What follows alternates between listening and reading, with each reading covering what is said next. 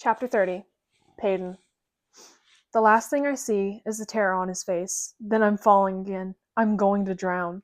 Death will meet me in its watery grave, grinning as he snatches my soul from the sea.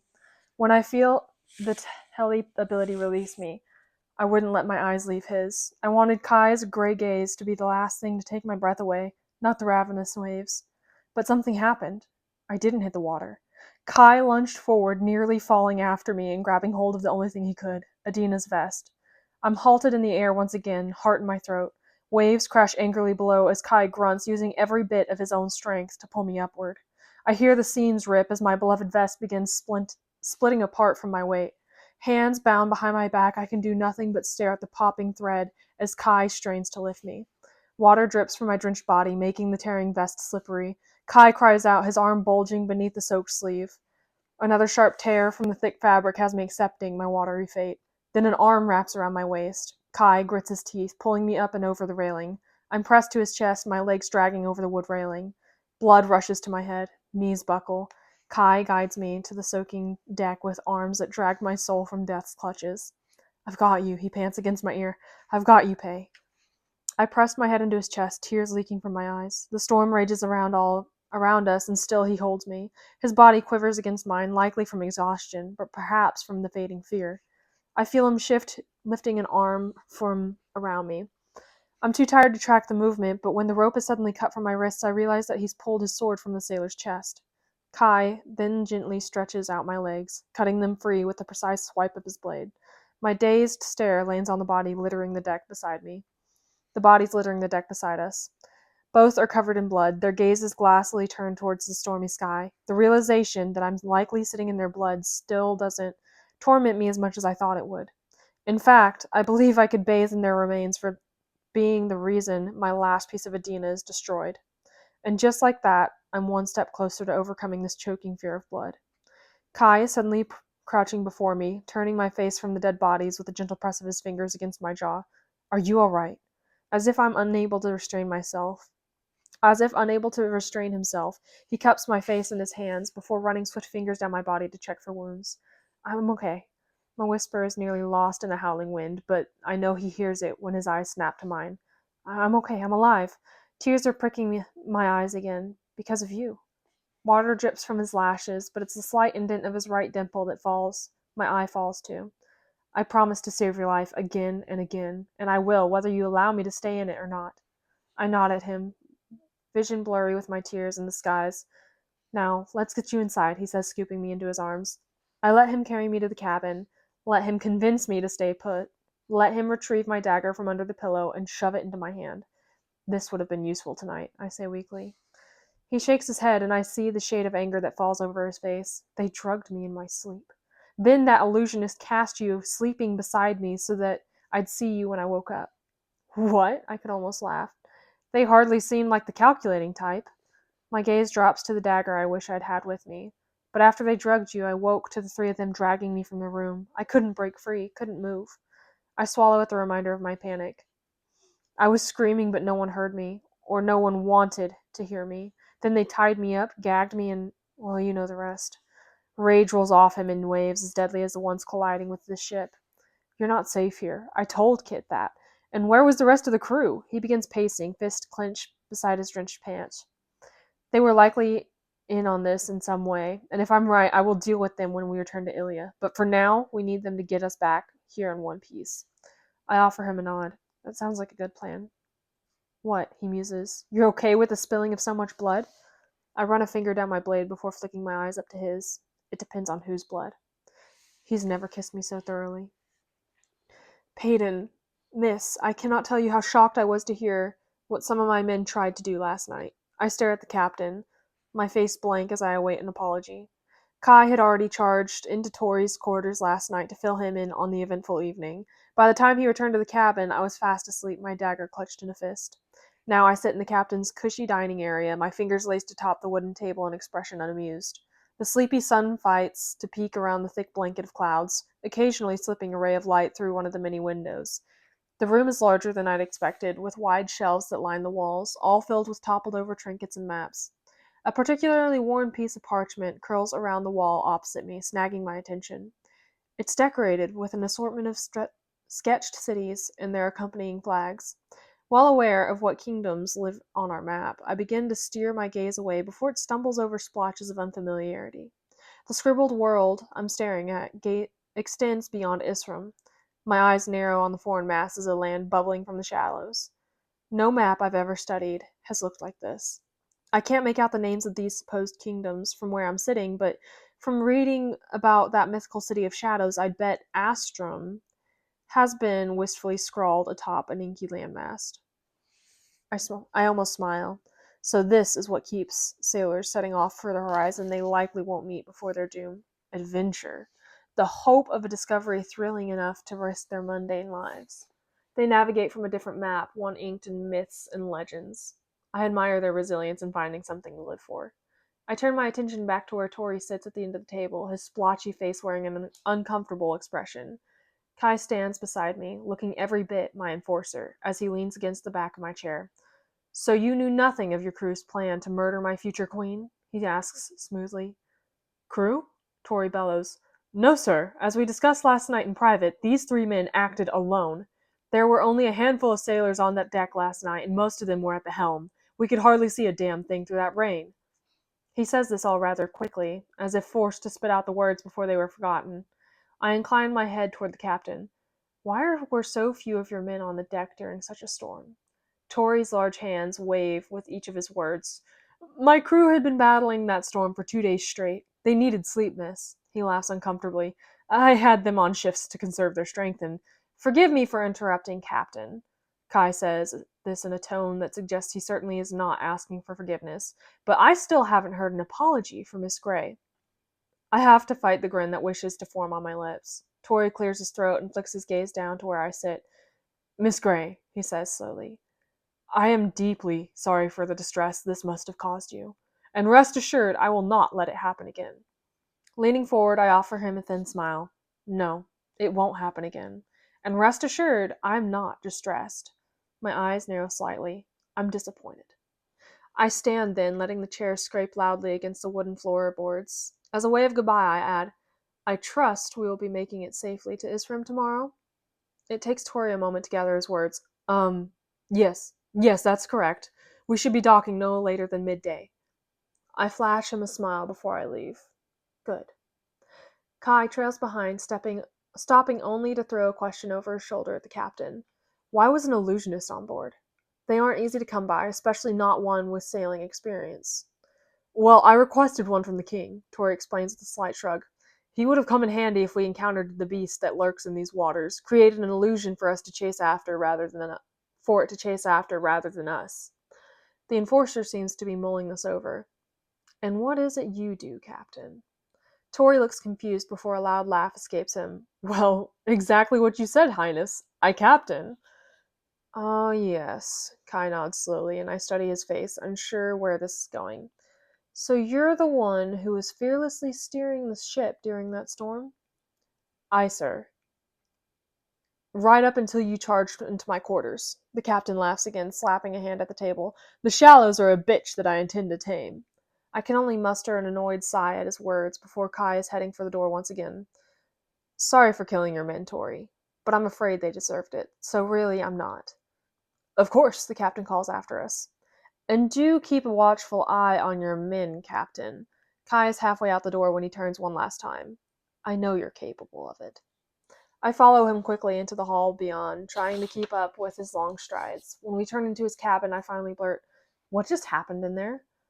Kai shakes his head. He knew you needed help last night and did nothing.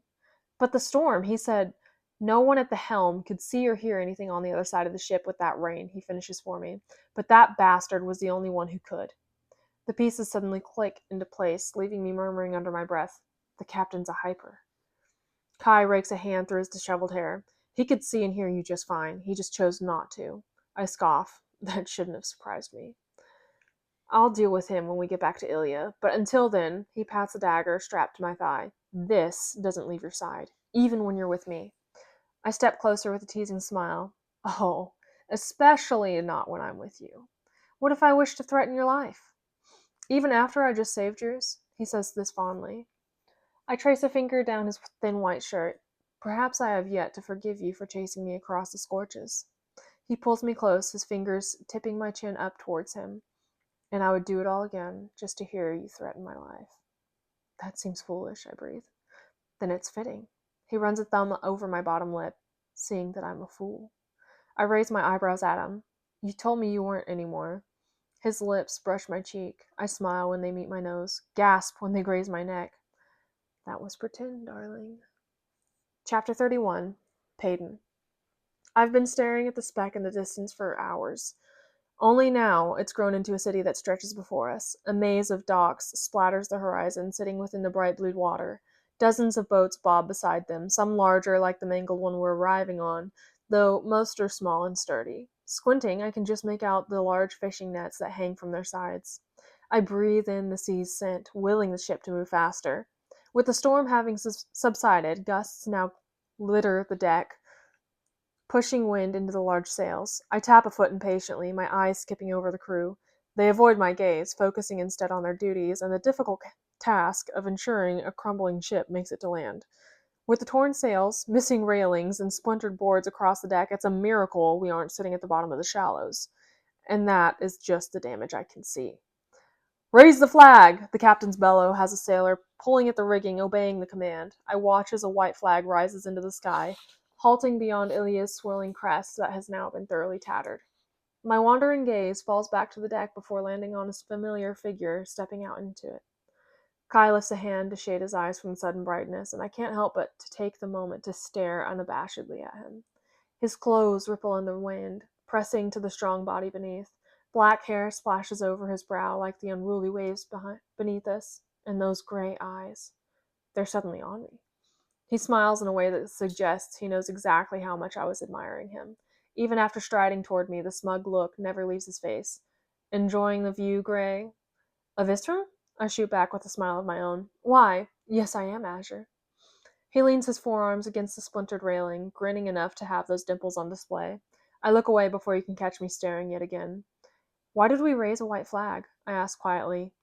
Istrum hasn't seen a ship with our crest on it in nearly a decade. He nods to a large watchtower that looms over the bay. We don't want them thinking we have ill intentions. Just like in Dor and Tondo, they won't be too happy with elites showing up. I lean against the railing beside him, our arms brushing. Then it's a good thing a benevolent ordinary will be greeting them. Yes, with a crew of elites, he muses. And the enforcer. And a crate of coveted roses, I add, sounding hopeful. Now I vaguely remember reading about Istrum's queen, Zyla, as a child, but I'm not sure what I should expect. It's been said, Kai recalls, that she is ruthless. Some say she killed her husband for the throne, others believe he died of natural causes. He lifts a shoulder in a lazy shrug. Either way, she's helped Isrum thrive. They rely on the sea and its fish to survive, and from the moment Zayla sat on that throne, their harvest has been nothing but plentiful. I spin the ring on my thumb distractedly. And it's been several years since she became queen, yes? Kai's eyes meet mine. Nearly a decade ago. I tuck that bit of interesting information away and turn my attention toward the dock we're heading for. A throng of guards stand atop the withered wood, dressed in royal blue and holding spears. The sharp tips glint in the sun, forcing me to look away from the odd sight. It's strange, seeing such obvious weapons on a guard. Most Imperials don't even bother carrying a sword when they can rely fully on an ability. But the people of Isrum don't possess powers. They depend on their own might, their own will, and I admire that far more than unearned strength. The shining points of the guards' spears seem to sharpen as the ship drifts closer. They stand stiffly along the wooden planks, lining the creaking dock with solemn expressions, and a tightening grip on their weapons. They are afraid of us. I lurch forward into the railing when the ship groans. We slide against the dock, drawing a long screech from the hull. When we finally come to a stop within the port, my eyes manage to make their way to Kai's. He wears a familiar expression, one that creeps onto the corners of his features. It's a slight smugness that touches his lips, as I realize. A brightening of his eyes and relaxing of the body beneath. He enjoys being feared. I suppose I would too, if even an inkling of his power dwelled beneath my skin. But I'm something less than fear. I'm something less than fear and power and elite. For that reason, I step cautiously behind the enforcer as he strides across the deck. A teetering wooden ramp sprawls between the ship and dock beneath. Sparkling water sways beneath us, lapping at the hull and reaching for the bridge we step onto. Without hesitation, Kai strides down the creaking wood to greet a gaggle of guards. But he doesn't even make it to the dock. Dozens of spears are swiftly pointed to his chest, gleaming ominously as they inch toward the sliver of bare skin beneath his loosely buttoned shirt. I tense, heart stalling, as I take in every long weapon aimed at the enforcer, though the lack of tension clutching his shoulders tells me he doesn't seem to mind. Still standing behind him, I can just make out the lifted corner of that cocky grin he's wearing. I shouldn't be surprised by this, and yet I want to hit him over the head all the time. All the same, Kai lifts his hands slowly, showing his seemingly harmless palms to the guards. Yes, he does enjoy this. Fear is power, and where there is power, there is something for him to wield. State your business here, elites, booms a steady voice belonging to a particularly gilded guard. Glancing over the golden buttons adorning his uniform, I catch the small pin above his heart. Ilya's enforcer has just met Isram's captain of the guard. Easy, gentlemen, Kai says smoothly, lowering the tip of a prodded spear with his palm. I'm sure this is quite a surprise, but we come in peace. Things are changing in Ilya, so I'm here to escort our future queen to meet with yours. She will explain everything. Kai gestures behind him where I stand, stiff and unsure.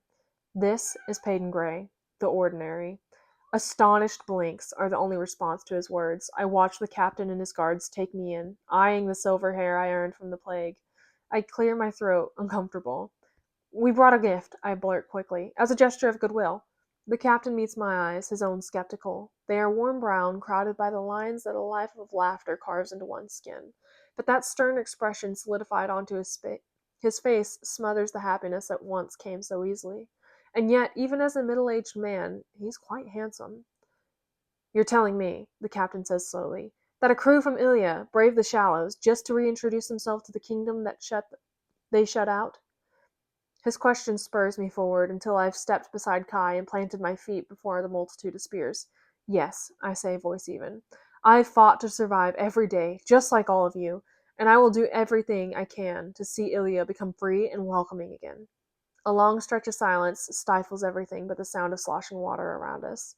The captain keeps his gaze pinned on mine, though not in a way that tells me he's scrutinizing every disheveled piece of me.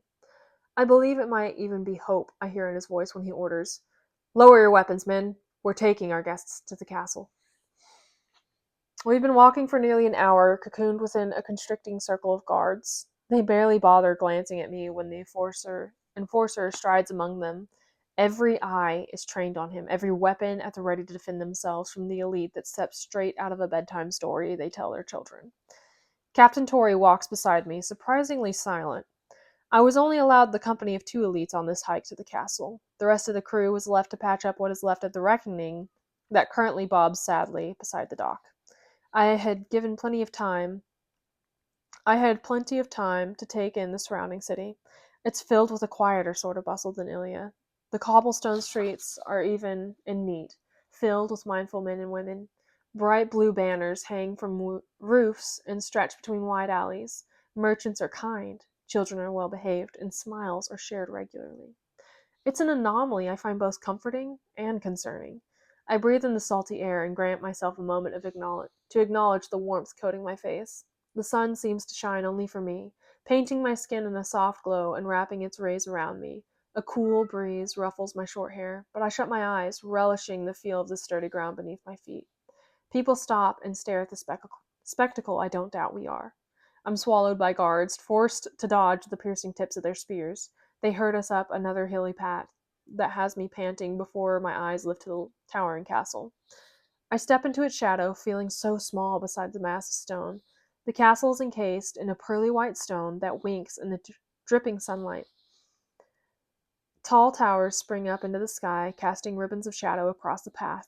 Billowing blue flags sprout from the highest spires to display what I recognize as Isram's crest. I lift a hand to shield my gaze from the peering sun and scan the flapping fabric. A pair of swirling fish create a perfect circle within the sea of blue.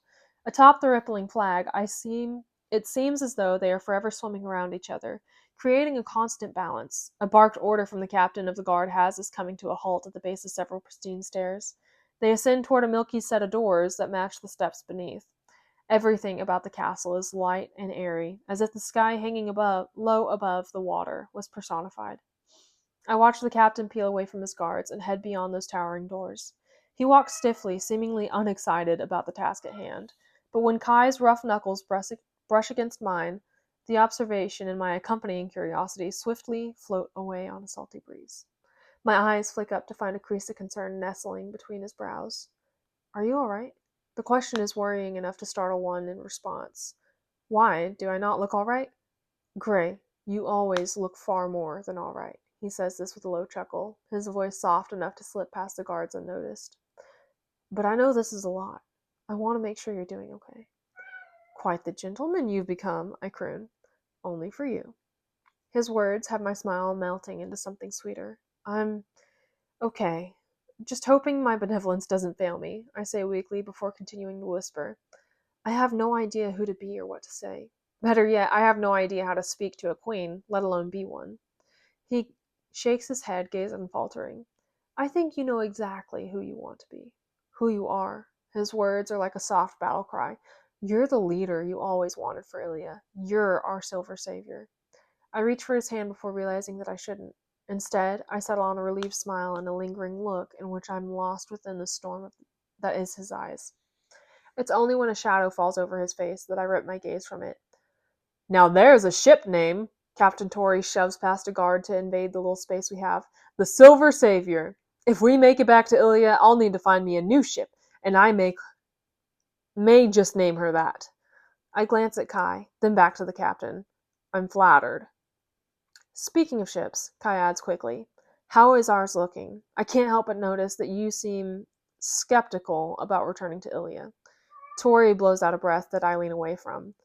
Well, I'll be honest with you, Highness. She's not looking too pretty right now, but I've got the crew on it, so hopefully she'll be patched up before we set sail. I'm preparing to ask a few questions I likely want to know the answer to when a stern voice echoes behind me. The Queen is ready for you! I spin on my heel, finding the captain of the guard beckoning me forward. The men crowded around us tear away at the silent command, freeing me from the cage of spears. My tired feet carry me toward the mountain of steps, Kai at my side while Tori lingers behind.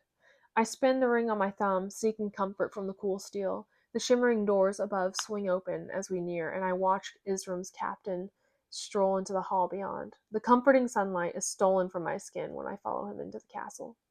My gaze widens before gliding across the gilded room. This is certainly not Ilya. This is the opposite of bold greens and dark details. This is teeming with puddles of light and pops of blue. The long hall stretches into a pair of curved staircases on either end, each of which are wrapped in soft carpet. Everything here is gleaming and simple and crawling with delicacy. There is no show of strength, no obvious need for attention, and its simplicity is breathtaking. She will see you in the throne room, the captain informs, without turning to look at me. Continuing his steady pace, he leads us to another pair of shiny white doors. The court also awaits you, hearing for Ilya's unexpected arrival, and that is the only useful information I have for you. He nods to the pair of guards framing the doors. The queen will see you now. My heart pounds as the throne room slowly comes into view. A long blue carpet awaits me, leading all the way to the dais. Windows line the room like a wave-like pattern, bordered by spiraling molding. My eyes flick over the several circular tables littering the gleaming floor that allow the court members to comfortably enjoy the show. But it is the woman seated elegantly on the throne of bones that thoroughly steals my attention. The queen lounges in a skeleton of sorts, though I haven't the slightest clue what animal it once belonged to.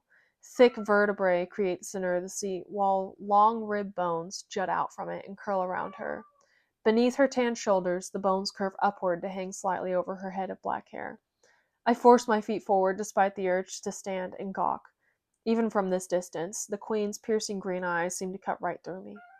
I've never seen such a bright color dwell within someone's gaze. It's not the light green of Kit's eyes, crisp and warm. No, this is a vivid, gleaming sort of shade, as if she sees the world through a sheet of emerald.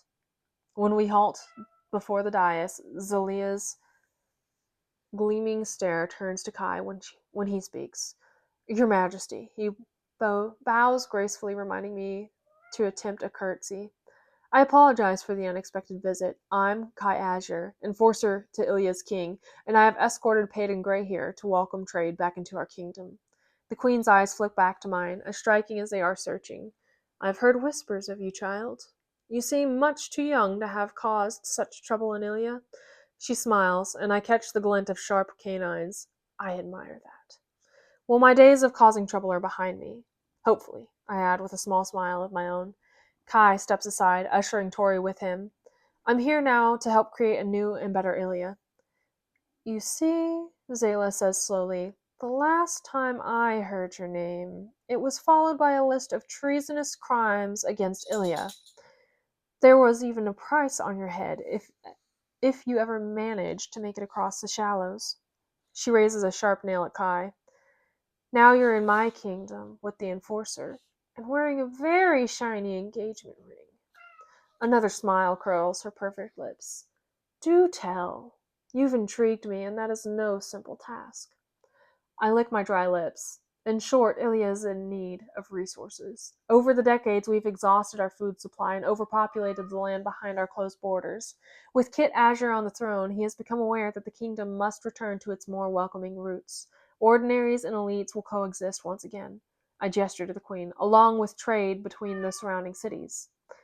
To encourage this unpopular change, an ordinary and the survivor of the purging trials, am to marry the king. This will bridge the gap between ordinaries and elites. I take a breath, ready to spew more information.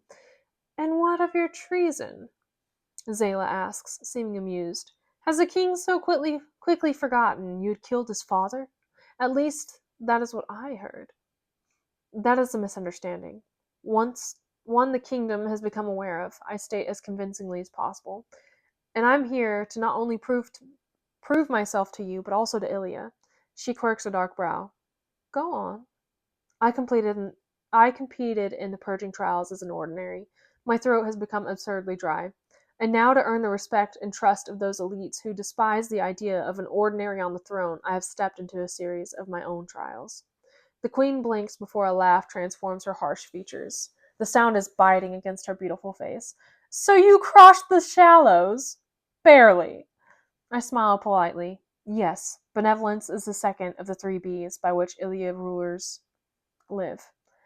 Benevolence, really? She scoffs. I'm not sure I live by that myself.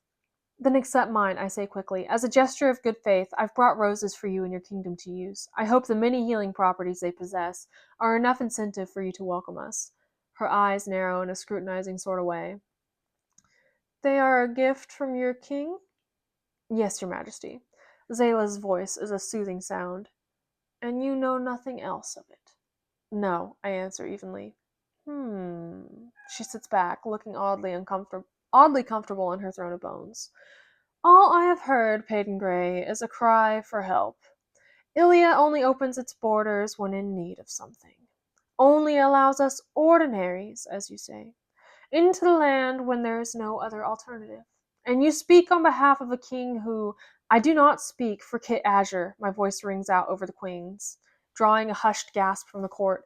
I speak for myself, for the powerless who deserve to live within Ilya, not a king. My echoing voice fades from the throne room, leaving only a stifling silence. I lift my chin and force my gaze to remain on the queen, so blatantly interrupted. But I can't afford to show remorse now. No, I must stand here and exude a strength I don't currently feel. Zayla lets the tension stew between us. Then, another biting smile. Still, I do not welcome Ilya. My breath catches, hope sputtering out in my chest. But I welcome the fact that you need me, the powerful, arrogant Ilya, brought to its knees. My gaze lifts in time to watch the next words fall from her lips. Hear this, child. Ilya has done nothing for my kingdom. We have been shut out and cut off from your coveted resources for 3 decades now. I have no desire to help Ilya out with whatever goodness remains in my heart. But you, her red lips twitch, you remind me of myself. So youthful, so determined. I only hope that drive doesn't darken you. Her words hit a nerve, forcing me to fight off my flinch. because I know what darkness she speaks of, feel it festering in the gaping hole of my heart where Adina once lived. And for the sake of her memory, her goodness, I shove it down. The navy dress hugging Zayla's curvy form flashes as she shifts in the throne of bones. She lifts a hand inspecting her sharp nails. So, for you, I will attempt benevolence. For Ilya, I will attempt mercy. Relief floods through me. Thank you, Your Majesty. Your generosity will not go unnoticed. No, I would hope not, she says airily. Now tell me, how did an Ilian ship survive my shallows? Her obvious possession of the sea has me pausing long enough for Captain Torrey to speak. Well, Your Majesty, he steps into the blue carpet, snatching the hat off his head before sweeping it into a bow. I managed to captain the Reckoning across the treacherous sea. It was no simple task, but I am no stranger to the water. The Queen raises a silencing hand. So I take it you didn't encounter the beast? Uh, Tori stutters. Well, no, but then you have survived nothing at all, she states simply. You may gloat only after you meet such a beautiful creature, and live to tell the tale. Tori opens his mouth, shuts it, and steps back beside Kai. Zayla smiles at this. I'll show you 3 days. I'll allow you 3 days to piece back together what is left of your ship. Rooms will be arranged within the castle for Peyton alone. She waves a dismissive hand. The rest of you may sleep on your leaking boat. That is the extent of my generosity. I offer a bow of my head, if only to hide the grin spreading across my face. Again, thank you, Your Majesty. Yes, yes, I'm magnificent. Her eyes slide hesitantly to the captain of her guard, allowing me to study her fully. She seems to glow with beauty, making it hard to look away. Her features are a contradiction of young and old, sharp and soft. Everything about her is a mystery, right down to the age she embodies. Aiden, she calls, as those green eyes fall back on me. When her captain appears beside me, I realize that the shouted name belongs to him. He folds stiff arms behind his back, locking his brown gaze on the dais' floor. Escort Peyton to her rooms, the Queen orders, and ensure the others make it back to their ship. Aiden nods, his eyes flicking up momentarily. Happily, Your Majesty. Chapter 32. Kai. Rough bark tears at my sweating palms. I cling to the tree trunk, feeling my feet sway atop the thin branch beneath me. Extending my free arm, I rap my knuckles against the window beside me. She takes her time. Of course she does. I watch a devious smile curve her lips as she strides slowly toward the bedroom window and into the streaming moonlight. She takes a long moment on the other side of that locked glass, committing the sight of me begging for her attention to memory. So I stand there, helplessly, gripping a branch while entirely at her mercy. Shaking my head at her cruelty, I will myself not to look down at the gaping span of open air beneath me. Isram's rocky soil grows few plants and even less grass, but I discovered a small patchy field behind the castle on my search for a discreet way into Peyton's room. The few trees that sway back here, are clustered close to the white stone, one of which even brushes against Pay's window, and now I've climbed it for her. I hear the latch click before she's finally pushing open the swinging glass pane. You've already broken one arm climbing a tree. Do you really wish to tempt fate again? I smile because I can't seem to help it when she plays with me, but also because she remembers what I told her under that willow so long ago. Kit and I were visiting Ava when that happened, you know. I watch her eyes widen at the confession. She could have only understood now. He bet that I could never climb the willow as quickly as Ava once had, and I knew damn well he was right, but you tried, she finishes with a small smile, and landed face first in the dirt. I chuckle and carefully inch closer to the window. It was worth it. I was visiting A, and for a moment it felt as though she was with me. My words have something shifting in her expression. And if you fell now, would it be worth it? I reach through the window to grip the sill, my knuckles brushing her hips. Well, I'm visiting you, aren't I? She flashes a worrying smile that has me adding, That's not an invitation to push me, Gray. Her laugh skitters over my skin as I climb through the window, planting my boots beside her bare feet. My gaze falls to the scar peeking out from beneath the thick strap of her tank. This look doesn't go unnoticed, and she's quick to turn her back towards her borrowed bed. What are you doing here? I clear my throat. I didn't see you yesterday. Figured you missed me. That's why you climbed through my window? She snorts. Because I missed you. I've moved before even realizing. My hands are on her hips, and I'm spinning her around to face me before my mouth crashes to hers. It's incessant, fervent relief. She's startled for a heartbeat, but parting her lips for me in the next. I pull her close, feeling her hot skin beneath the thin clothing she wears. Her body melts against mine, and a soft sound between her lips, slips between her lips that has me gripping that silver hair between my fingers. I force myself to pull away, smiling at her reluctance to let me go. Fine, she breathes against my lips. I might have missed you a little. I chuckle before planting kisses along her jaw. This is a soft laugh dripping from her parted lips, and I'm not sure she knows how much power the sound has over me. I feel her throat bob beneath my fingers. How are how are things at the ship? I pull back with an amused smile. That is what you want to talk about? The ship? Well, we leave tomorrow afternoon, she says breathlessly. I'd like to know my odds of survival. My voice lowers into something more serious. And if I say that this could be our final night alive? Darling, she flicks my nose lightly, wearing a cool smile. Every night could be my last. The use of my name for her has a ridiculous grin lighting my face, but then she's spinning on her heel and plopping down on the plush covers of her bed. I follow slowly, shoving my now idle hands into the pockets of my dark pants. Well, the ship is floating, if that's what you're asking, though I'm not sure for how long. You don't think it'll survive the trip back? She asks slowly. Only time will tell. She sighs as if I've told her something she's already known. With a beckoning pat of her hand against the comforter, I swiftly obey and sit. That blue gaze drifts over me in the dim moonlight. Her finger finds the ring on her thumb and begins spinning it swiftly. You said A earlier. Is that what you used to call Ava? I nod slowly. Yes, it was. That's what I called Adina. She blinks rapidly, as if to ward off tears before they form. I guess I'm just not used to hearing the nickname for anyone else.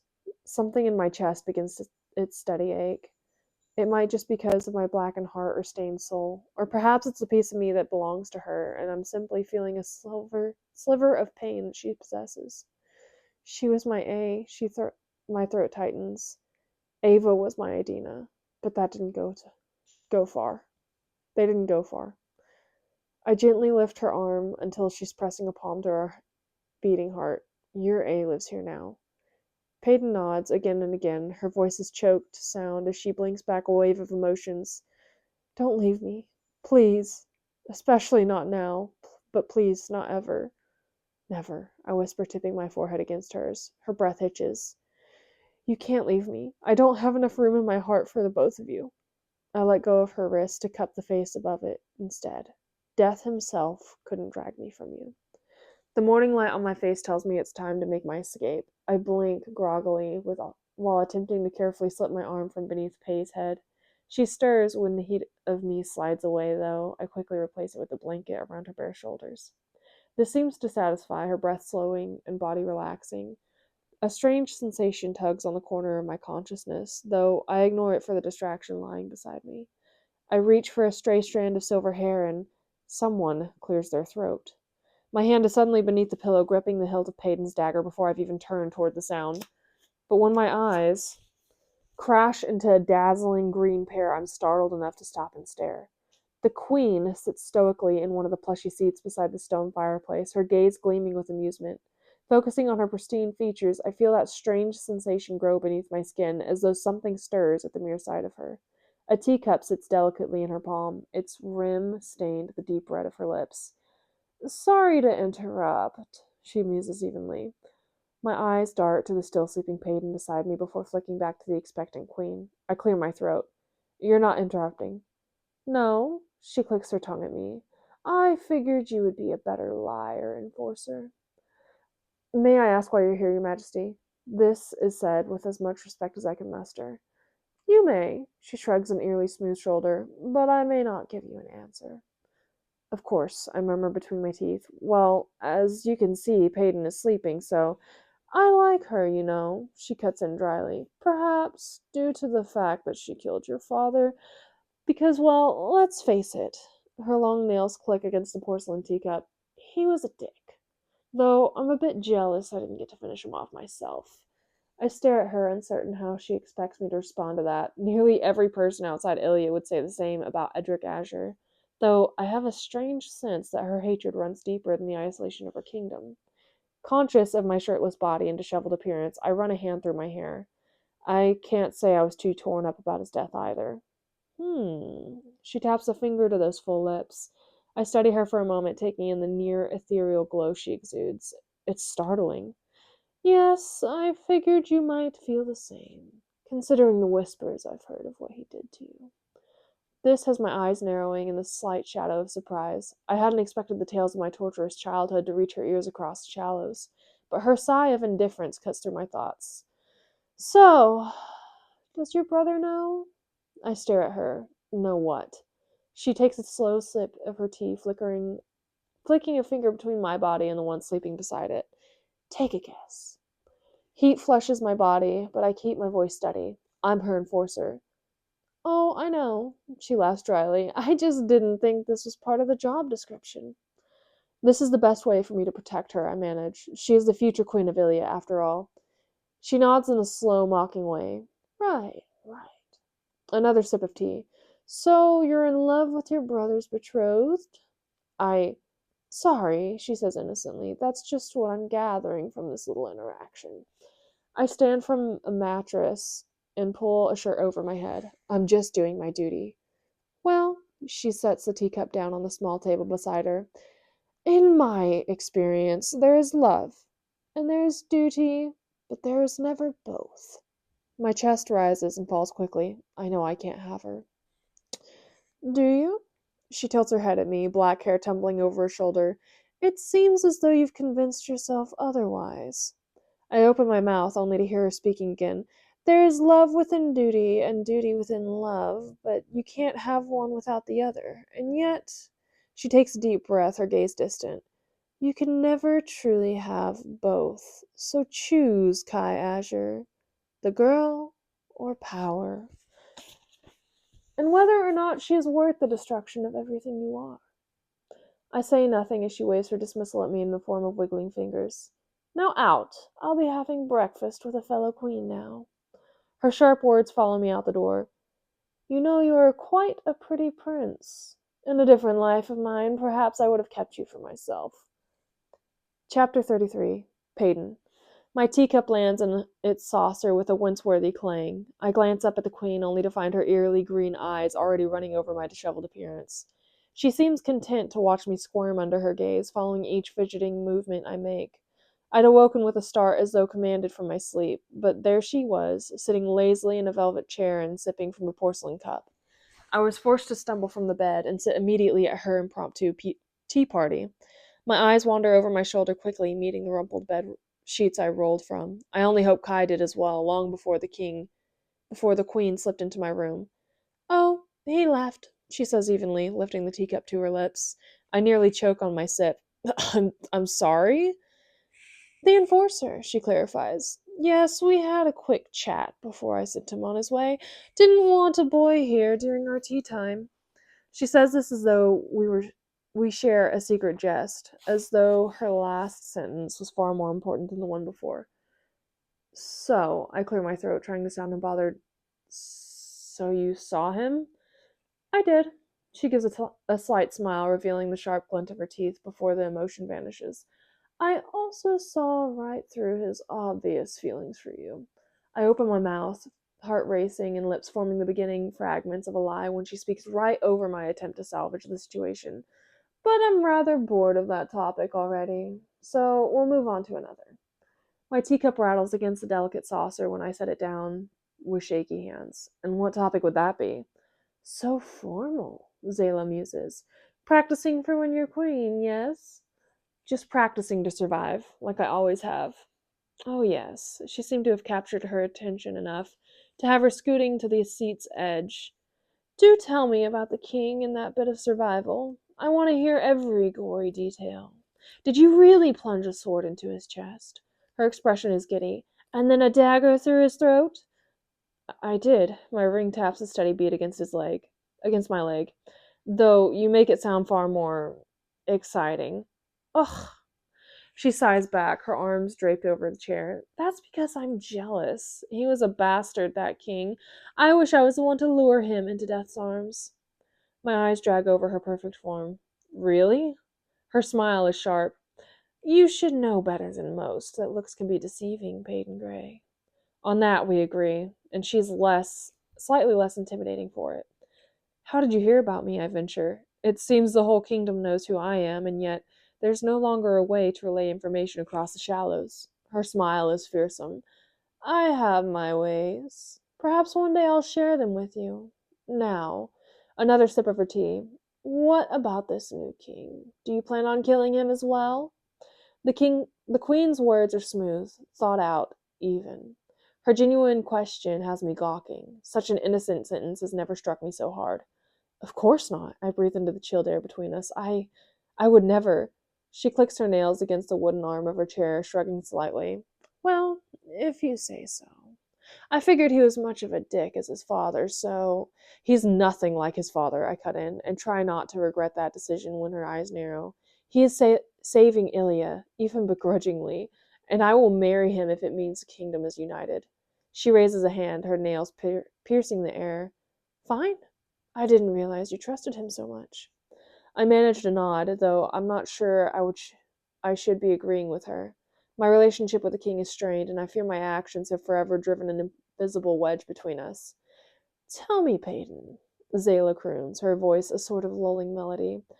Are we going to be friends? My answer is honest. I hope so. Splendid! She smiles like it's a weapon. I do love a good enemy, but I have no need of any more of those. As do I pause. Thank you again for your generosity. I hope to find the roses to be a fair trade for it.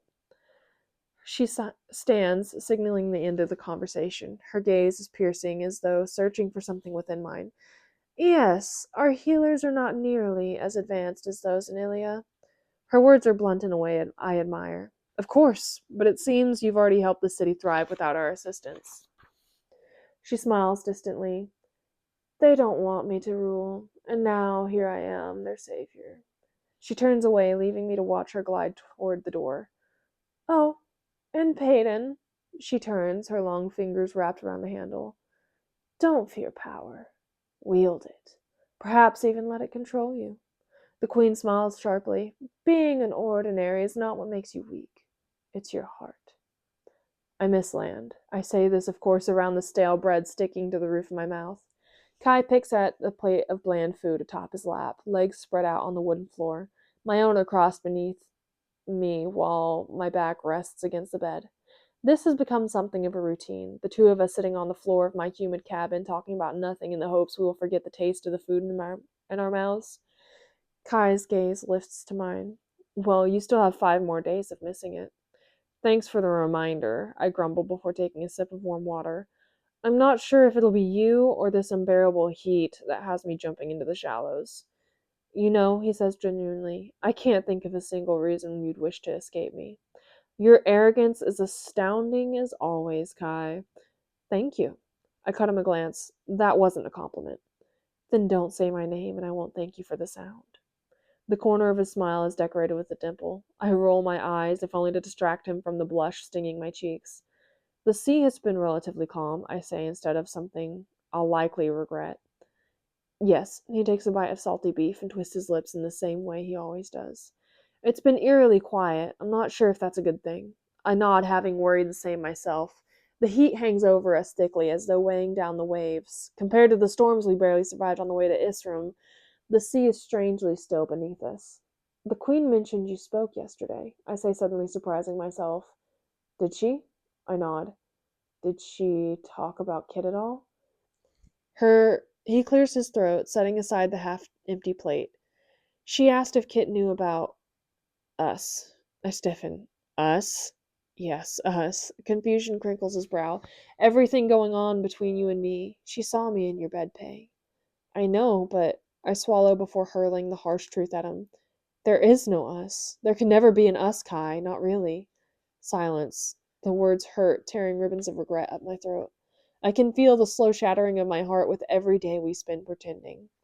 And speaking the inevitably of our doom, Inevitability of our doom only fissures the organ further. Something shifts behind his gaze. Maybe it's hurt, perhaps disbelief. In fact, I don't care what emotion lingers behind the mask he suddenly put up, only that there is one, and I'm staring at it. He seems to dull, something I've never seen happen when his eyes are on mine. We promised to have no masks between us, and yet I forced him to wedge one on top the hurt I caused. His eyes drift from mine. A cold huff leaves his mouth. The Queen seemed to think as much. I take a deep breath before trying to justify the damage I've caused. Kai, you know it's true. You've always known it was true. This, I gesture between the two of us, is a fantasy. Right. Pretend. No, I say sternly. Nothing about the way I feel is pretend, but I lift my hand, letting the diamond there catch the streaky light. I'm still marrying your brother, and I hate that. He's shaking his head now, and the bite in his voice makes me wince. And I'll watch the two of you look down at me from the dais, nothing more than a weapon you can wield, just like the king you killed had. Disgust drenches my voice. You think so little of me? I wish I did. His eyes are icy. I wish I could think anything else. My voice settles into something stern. Hurt hardens me, and I spew the damning truth I've avoided for so long. What did you think we were going to do? Hide for the rest of our lives beneath the willow tree? The words are harsh enough to penetrate his mask. He blinks at me, voice low. Well, that's where I will be, hiding from the royal couple. I shake my head, tears sting my eyes. You know why I have to do this. He laughs, and it's a biting sound I forgot him capable of. Of course I know, but don't you see? That doesn't matter. He lifts a hand toward my face before thinking better of it. I'm selfish, Peyton. I burned your home to the ground just to have you, and now it is all of Ilya standing in my way, tempting me to light the match. His words are jarring enough to have me stumbling over my own. Sorry. I never wanted any of this. Well, it doesn't matter what either of us wanted, does it? He leans back, expression cold. It was all a fantasy anyway. Kit is who you, the Silver Savior, were destined for. I watch him stand to his feet in one swift movement. I was nothing more than a distraction. I follow quickly after him, my expression hardening at the mocking nickname. The words I hurl at his stony facade are far from the truth, but hurt sharpens them on my tongue all the same. Maybe you're right. You'll find that I typically am, Majesty. My chest heaves mere inches from his. It's anger at our cruel fates that has me lashing out. Maybe I should distance myself from the distraction. A muscle twitches in his jaw. Maybe you should. Fine, fine. I give him one last withering look before spinning on my heel and heading for the door. But the harsh words he mutters has my feet halting atop the rocking floor. And what exactly did the Queen ask you about Kit? I stand there for a moment, hand clutching the door's rough edge. Then I'm whipping around to meet his gaze of indifference with words that are equally so. She asked if I was going to kill him. There was a long pause wedged between us. And are you? Again, I said between clenched teeth. You think so little of me? You know I do not. My eyes flick up his rigid body. Then you should know the answer to her question. He looks away, crossing his arms over the broad chest beneath. Good. Because if I have to choose between you or Kit, I know, I murmur. Tears threaten to wash away the anger I'm cowering behind. Do you? Those gray eyes slide over mine in a way I'm certain I'll never be used to. Because I sure as hell don't. Edric. The king has a knack for deceit. This isn't something one would typically brag about, but rulers are nothing if not cunning. Spinning such a lie about the death of Queen Iris is not the first Edric has spewed to his kingdom. More than a decade has passed since nearly every healer in Ilia was generously compensated to spread the lie that ordinaries bear a disease that dwindles elites' powers. Though the people need a little convincing to throw out their weak neighbors and friends. Most elites were eager to support the purging. Power is a sickness that corrupts all those who get a taste. Edric, the king has a knack for deceit. This isn't something one would typically brag about, but rulers are nothing if not cunning. Spinning such a lie about the death of Queen Iris is not the first Edric has spewed to his kingdom. More than a decade has passed since nearly every healer in Ilia was generally compensated to spread the lie that ordinaries bear a disease that dwindles elite powers.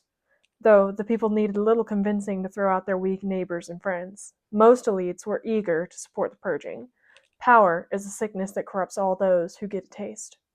Edric spends the eve of his wife's death in silence. He does not speak, or cry, or mourn in the ways a soul should. Instead, his heart only hardens with the softness of Iris's countenance.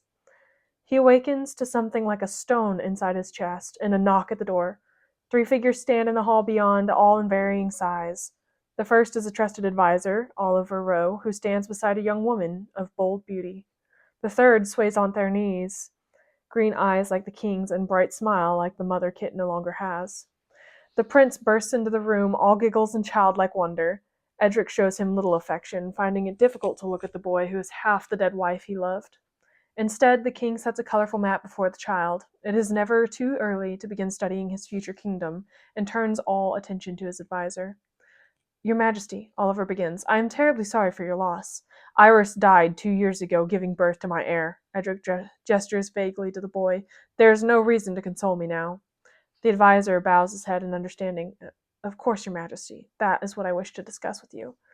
Make it worthy of my time, Oliver. You interrupted me in my private quarters. Urging the woman forward, her black hair battling in beauty with her gray eyes, the adviser murmurs, Apologies, my king, but you will find this to be a delicate matter. Edric steps aside, allowing the guest to enter his quarters before shutting the door. Will I? Oliver clasps his hands together. As one of your advisers, it is clear that before we inform the kingdom of the queen's death, we must ensure that every detail is accounted for, such as the 2 years since Iris's death. He gives the king a look, as if the two of them share a similar thread of thought. This is why I'm presenting my daughter to you. For marriage. Edric doesn't so much as blink. Explain. Oliver's play for power is unsurprising as it is futile, but greed alone would not have the adviser disturbing him. No, the king silently determines that this awaiting offer must be worth his while, or else it would cost a good man his head. You see, Oliver continues while his daughter huffs out an irritated breath, the kingdom has not heard of Iris for some time now, so it won't be difficult to convince them of a death that occurred 2 years ago. But the people will want to reason as to why we were not informed sooner. That is where Mila comes in. Miss Rowe looks anything but pleased to be a part of this plan, but she says nothing as her father continues. You, Your Majesty, would tell the kingdom that you had mourned their late queen for a few months after her passing.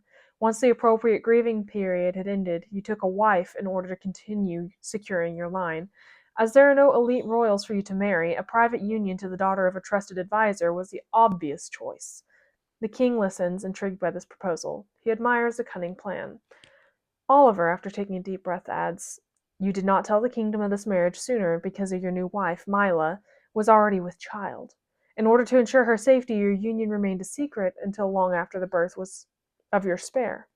Edric slides his skeptical gaze to the stiffening woman. You already have a child? She does, the adviser answers on her behalf. He is still a babe, barely a year old, and could easily pass off as your own. The king considers this for a long, suffocating moment. This is a bold suggestion, Oliver. As your adviser, it is my duty to aid you. He places a stern hand on his daughter's arm. And this is the best solution to your predicament. Edric turns to Mila, his voice dull. Who is the father? None of any concern, she answers curtly. There's a long pause. The king would laugh if he hadn't forgotten how to. And what makes you think I want your bastard? Oliver swallows, his breath shallow. Mila narrows those gray eyes. The king swings open the door with a stipulation sliding from his tongue. If I am to call another child mine, he can be nothing less than powerful. He is, Mila blurts, ever the protective mother. No one in Ilia is like him. This equally intrigues and amuses the king. We'll see about that. Mila hands her son to the silencer, hating how empty her arms feel without him in them. The baby doesn't fuss or fidget, rather, he simply accepts the fate forced upon him. Black hair clings to his small skull, curling around his ears to copy that of his mother. He looks up at the foreign man holding him, and those gray eyes don't stray from the silencer. Well, Edric's impatient echoes through the room. Damien's gaze lifts to the king, looking less solemn than usual and more impressed than ever. The boy is extremely powerful. I've never felt anything like it. The king grins. Marrying Mila Rowe will earn him power, earn him a son he can mold into a weapon. This is all it takes for the king to claim the child as his own. All the power, all the glory. I accept your proposal, Edric says to the adviser, eyes still pinned on the strength squirming in the silencer's arms. He will be mine. Chapter 34. Kai. Dice clatter across the table. Laughter echoes after my roll, followed by large hands that scoop up away my shillings. Better luck next time, Highness, the burly sailor bellows. His heartfelt company. This heartfelt sympathy is followed by another from across the table. Damn, Azure, you're making this too easy. I lean back in my chair, shaking my head at the foreman. It seems my mind is elsewhere this round. Just like the 5 before, the shouts from the burly man continually stealing my money, has the rest of them laughing. All right, all right. I stand to my feet and sway with the rocking ship. I think I've lost enough shillings for one night. No, don't go yet. The man's gold tooth winks at me between his words. I'm saving up to buy me my own barrel of rum. Hi, they all yell, this in unison as I head up the stairs for the main deck. Evening, gentlemen, I yell over my shoulder, making them laugh harder with my choice of words. Lifting open the grate, I climb onto the deck and into the night. I take a deep breath of muggy air and head for the poorly patched railing. The sea is eerily still beneath me, the waves a mere rolling reflection of the moon hanging above. It's been unbearably hot the past few days, though the unbearable part is likely due to my lack of her. I run a hand through my ruffled hair, still angered by our argument days ago. The hours have dragged on without her to brighten them, leaving me with nothing to do but gamble away my shillings and drink enough rum to convince myself it tastes good. I've seen glimpses of her, shared looks she refuses to hold. I can sense her presence on the other side of my wall, feel the empty space in my bed that once occupied her warmth. It's absurd, really, the fight, the truth. Because that is the root of it all. Truth. Something I'm not strong enough to hear. I lean over the rail to peer into the sparkling water below. It is selfish of me to be angry with her, I know, but it is easier that way, as though looking for a reason to lose her that isn't my brother. Soft footsteps suddenly echo behind me. I don't need to turn around to know who they belong to. She must have wanted me to hear her coming. Hi. I spin slowly toward the uncharacteristically timid sound. I figured you were too stubborn to come talk to me first. Peyton crosses her arms, and I figured you were smart enough to beg for my forgiveness first, but she lifts her hands into the air between us. Here we are, I sigh. I've missed you, Gray. It's only been a few days of not speaking, she retorts, moonlight dancing on the ends of silvery hair. No, I shake my head, watching her hesitantly step closer. It was the beginning of the rest of our lives. Kai, please don't. I was wrong to be angry with you about the truth, I say quickly. It was something I needed to be reminded of anyways. I step back then, a physical representation of the boundary I'm attempting to set. This hurts her. I can see it in the way her face crumples against the lantern light, as though she wasn't the one to remind me of our separate fates. She's spinning that ring on her thumb, and I hate that I'm the cause of such discomfort. I need you to know that. Hair rises on the back of my neck. I stiffen, lifting a hand that cuts off her words. I can only imagine the annoyed look on her face because my eyes are already on the sea beyond. My head tilts slightly, cocking toward that strange pull in the pit of my stomach. Kai? Peyton's voice sounds muffled against my back as I strain to focus on this intoxicating feeling. I felt power my whole life, learned the way it moved beneath my skin and ignited in my veins. Even the inkling of it is a slight hum in my blood, a tickle at my fingertips. But that's not this. This is no elite, not entirely. Kai, what is it? She's standing beside me now, reaching a tentative hand towards the body I've abandoned in pursuit of this feeling within my very soul. Eyes fluttering shut, I reach toward that foreign power, tug at the lethal connection in the pit of my stomach, and it comes racing toward me. Everybody get down!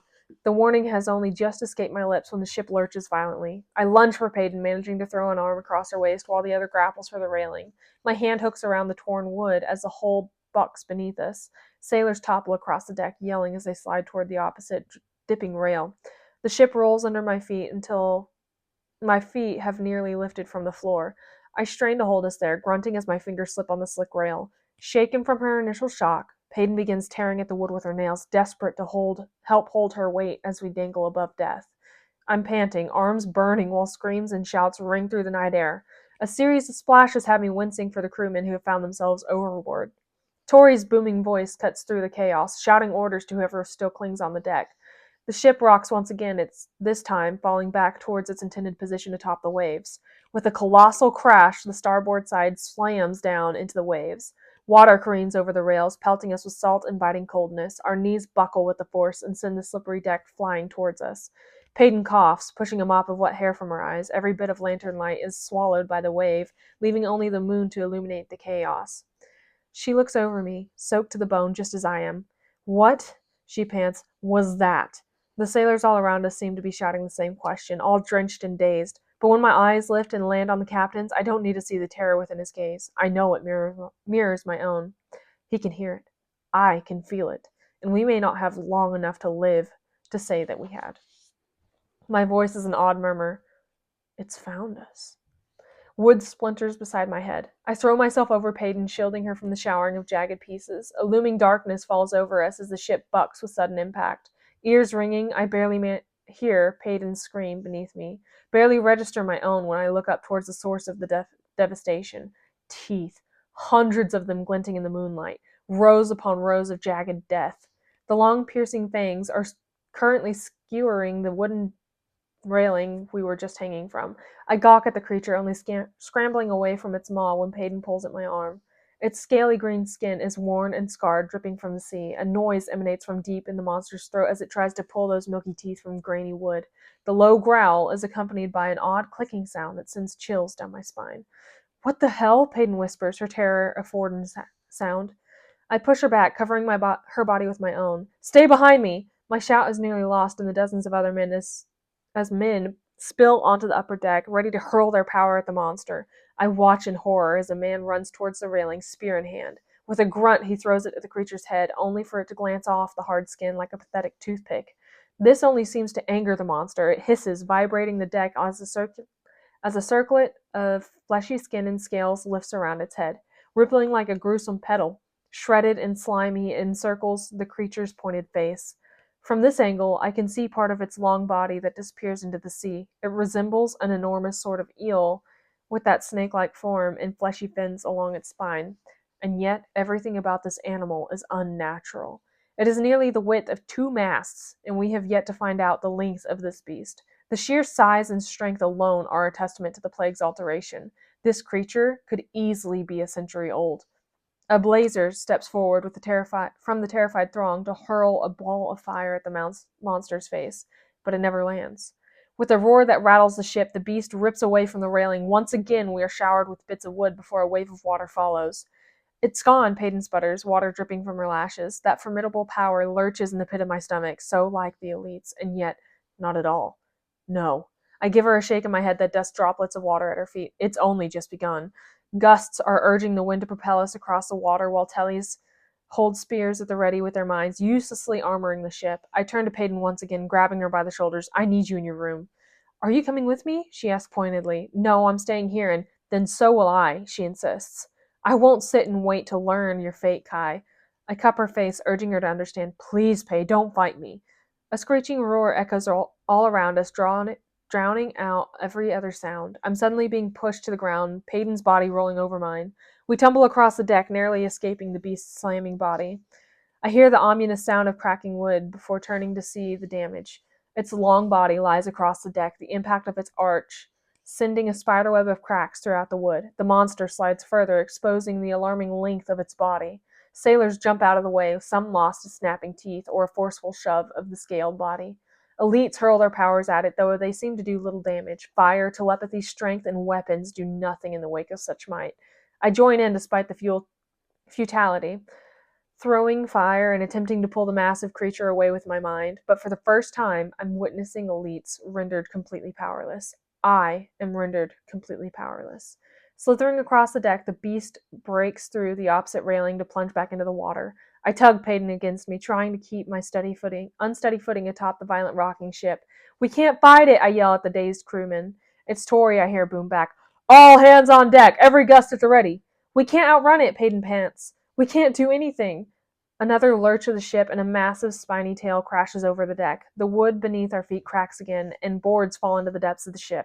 Grabbing Peyton's hand, I run between the growing gaps, while the swishing tail knocks men into the sea. Screams amplify when the monster's face appears on the other side of the ship, its body squeezing the vessel from beneath the sea surface. On one end, teeth the length of my forearm await, snapping at what's left of the wooden railing, and on the other, a rampaging tail decorated in jagged fins. I shove Peyton against the pair of doors leading to our rooms at the same moment. One of those pointed spikes skewers a sailor. He screams, helplessly draped over the monster's tail to display the bloody barb dislodged into his chest. Moonlight streams down on the gory scene, shiny against the pool of blood blooming beneath his torn clothing. Peyton's gasp is quickly covered by her shaking hands when the man is tossed in the ocean with a flick of the beast's tail. I don't waste another moment before ripping open the door beside her. In. Please, I shout the word into the night, willing her to hear the desperate plea within it. I can't leave you, she yells back, bending to pick up forgotten spear. I won't. I'm about to argue further when the ground is suddenly stolen from beneath my feet. I hear Peyton scream when my body hits the deck, then again when the bony tail connects with my spine. Pain explodes down my body. I'm suddenly being dragged across the wood, wrapped in slimy scales, as my trailing body knocks sailors from their feet. Panting, I bite my tongue against the pain and slip a dagger from my boot. Gripping hold of the massive tail, hugging my leg, I plunge my blade into one of the beast's many scars. A screech tears from its throat before the tail lifts sharply, me in tow. I cling to it, fingers slipping on the slick scales. Then I'm yelling as it flings me into open air. The starry sky blurs around me. I'm falling. Peyton screams my name, falling. The churning sea suddenly appears beneath me, falling, falling, fall. Desperately, I claw at a nearby Telly's power, urging it into my palms and bending it to my mind's will. My stomach drops as I plummet toward the water. Throwing a strand of power toward one of the many ropes wrapped around the mast, I summon it to me. Obeying, it shoots toward my outstretched arm. Peyton's silver hair glints over the ship's railing, and that is the last thing I see before my body collides with the sea. Biting water swallows me whole, numbing every limb with its frigid fangs. I tumble in the sea, mind sluggish. Salt bombards my senses, filling my mouth and nose. I kick furiously towards what I hope is the surface, though I can see nothing but darkness. My lungs burn. I fumble for the Telly's power, reach for that rope. I'm dizzy, floating in a dark abyss. I strain for salvation, beg for life, beg for it to live with her. The rope plunges into the water. I grab hold of it, pulling my body upward with weak arms. Moonlight streams above, beckoning me, and when my head breaks through the surface, I'm spewing water. I cling to the wet rope, choking down air before lifting myself from the sea. A hysterical sigh of relief sounds from above me, and I look up through sea-soaked hair to find Peyton leaning over the railing above, tears streaming down her cheeks. For her, I pull myself up that rope. My arms burn, as do my lungs, but I push the pain aside. With raw palms, I set my feet against the ship's belly and scale it. By the time my arms hook over the railing, Peyton is practically pulling me over the edge. I let her, unable to muster the strength. My arms are draped over her shoulders, and she grunts beneath my weight. Pain shoots down my body with every tug, and when my boots hit the deck, I crumple to my knees. Peyton's body eases my fall, her arms wrapped tightly around me even after we hit the deck. We stare at each other for a long moment, content to ignore the beast raging behind us. I fear it would take much longer than that to pull my gaze from her. With a choked sob, she presses her face into my neck, wiping tears across my skin. I thought I lost you, she whispers, half laughing. I lift a numb hand to her soaking hair, running fingers I can't feel through it. With chattering teeth, I manage, You can't get rid of me that easily, Gray. She cups my face, head shaking and smile trembling. Damn fate, and duty, and every other word meant to keep us apart. Tears slip from those blue eyes. I would happily drown in it. I want to hide with you beneath the willow tree. You are the secret I will spend the rest of my life keeping. Her voice quivers beneath the weight of each promise. Us. That alone is enough to have tears springing to my eyes, so I nod, her face in my hands, my heart in hers. The countless screams echoing all around finally manage to capture our attention. Before either of us can spew a comforting lie, the ship is tipping again. We slide across the wood when the creature lifts its head further into the deck. Serrated teeth lash out for the captain, and he narrowly avoids being swallowed whole.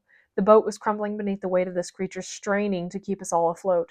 We need to do something, mate. Peyton murmurs.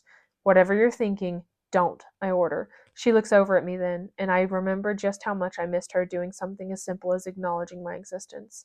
A small smile pulls at her lips. She's breathtaking in this light, as though her hair is a collection of the moon's rays. You forget, Kai. She wraps her fingers tightly around the spear. This is my trial, and then she's running. Chapter 35. Peyton. The spear grows slick in my hand. My boots pound against the slippery deck, drowning out the sound of Kai's shout behind me. But I've watched this beast, learned its strength, discovered its weakness.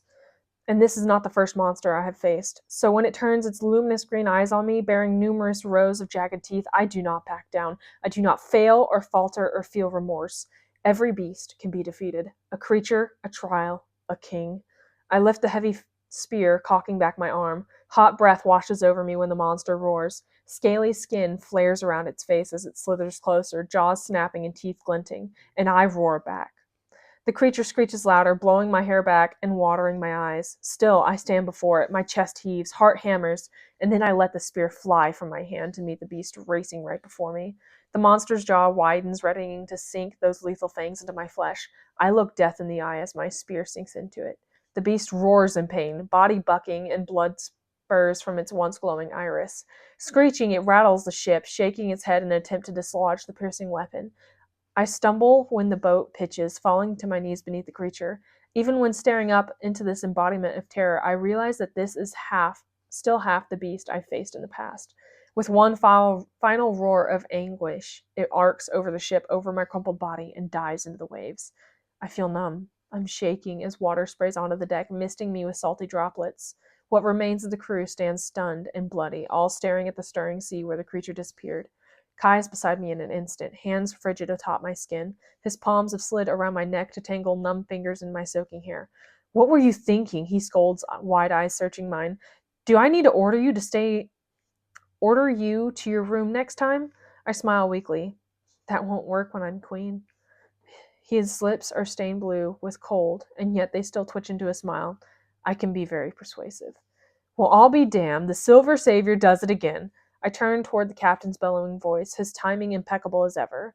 The limping crew gathers around him, some dripping with water, others blood. Tori holds an arm tightly to his injured chest and pushes the pain from his voice.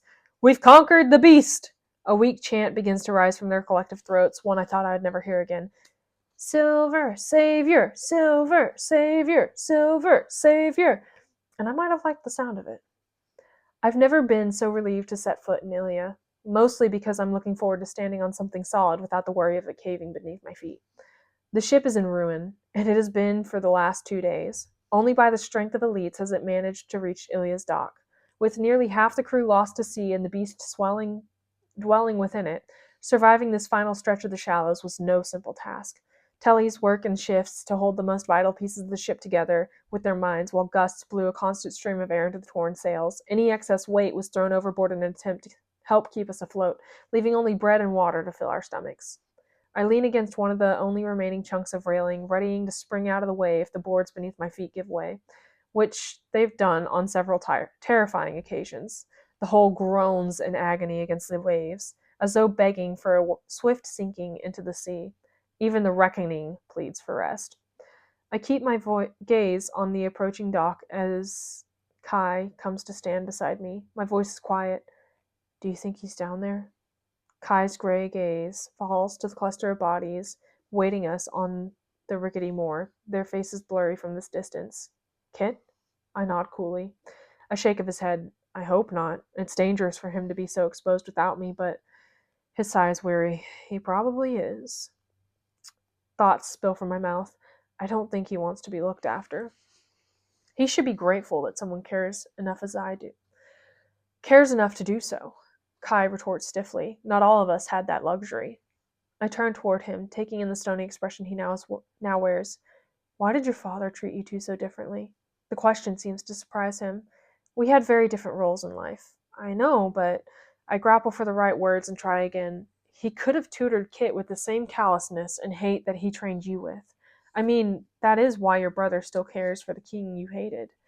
My eyes wandered back to the approaching dock. You knew different versions of the same man. That is exactly why Kit never fully understood my disdain for father. Kai adds quietly, why he lived to please him while I lived to spite him. I smile slightly. Is that why you chose to spend so much time with me during the trials? To spite him? He seems to weigh his words carefully. Among many other reasons.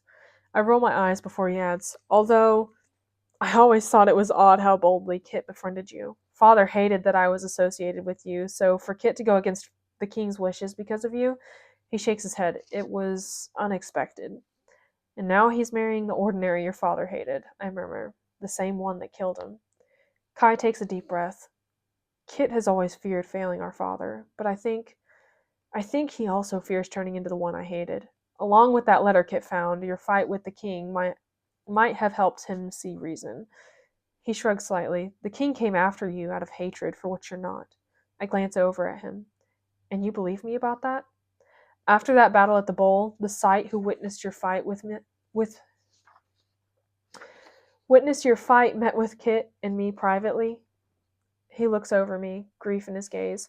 We watched some of what happened. With the rain, we couldn't make out what was being said, and Kit couldn't bear to watch more than a minute of it. It is then that I see the grief. His grief is not for the king I killed, but for me and everything I endured by his hand.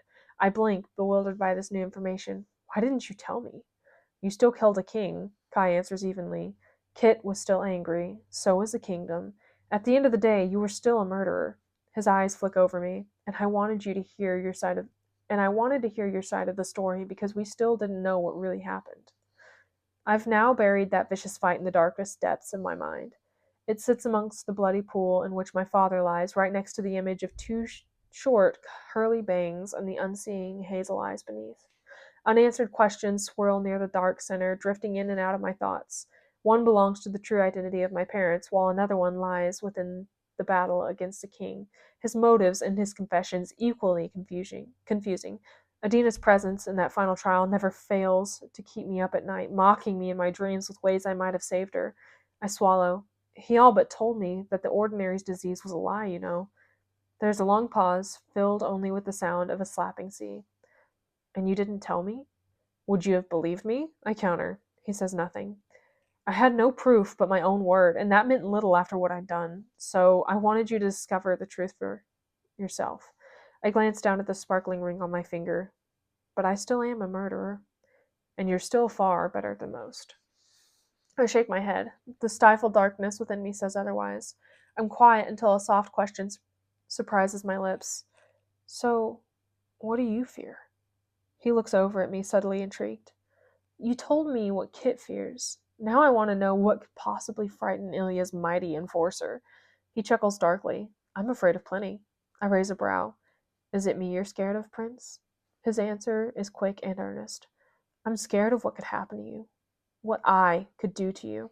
A muscle twitches in his jaw. I fear every swipe of my sword and every command from my mouth. It haunts me. Emotion clogs my throat, forcing me to swallow back a sudden wave of grief. My heart aches for this boy who never got to be one. It's not fair, I manage. This life you're forced to live. His eyes are a storm that sweeps over my face. It might just all be worth it if it means I can protect you. I shake my head at him as the ship lurches against the dock. Kai steps away at the reminder of who we're supposed to be to each other in this city. Glancing down at the dozens of waiting faces, he says, Why ask? About Kit and our father? I tip my head toward the dock, eyes pinned on a pair I know to be green. I guess I'm just trying to understand him better. Kit's blonde hair ruffles in the wind beneath the crown he wears, both glinting gold within the circle of Imperials surrounding their king. He looks oddly dulled, weary. His hands are folded over the fine green tunic he wears, and his eyes are on mine. For a moment, I feel as though I'm back in the bowl, meeting his gaze from afar as I stand within a game meant to prove myself. Pay? The sound of that nickname tears my eyes from the dock below and fixes them on the enforcer beside me. I asked if you're ready to get the hell off this thing. My smile is tight. Yes, very. I follow him toward the wooden ramp, feeling it creak beneath my weight as I descend onto the dock. A wall of Imperials on the rocky shore separates the gawking aliens from us, though I can feel the countless pairs of eyes raking over me. I bristle beneath the many gazes, examining every inch of the girl they likely hoped to never see again. The captain follows closely behind as we make our way over to the king. Kit smiles tightly at me, and it's a relief not to be scrutinized by him as well.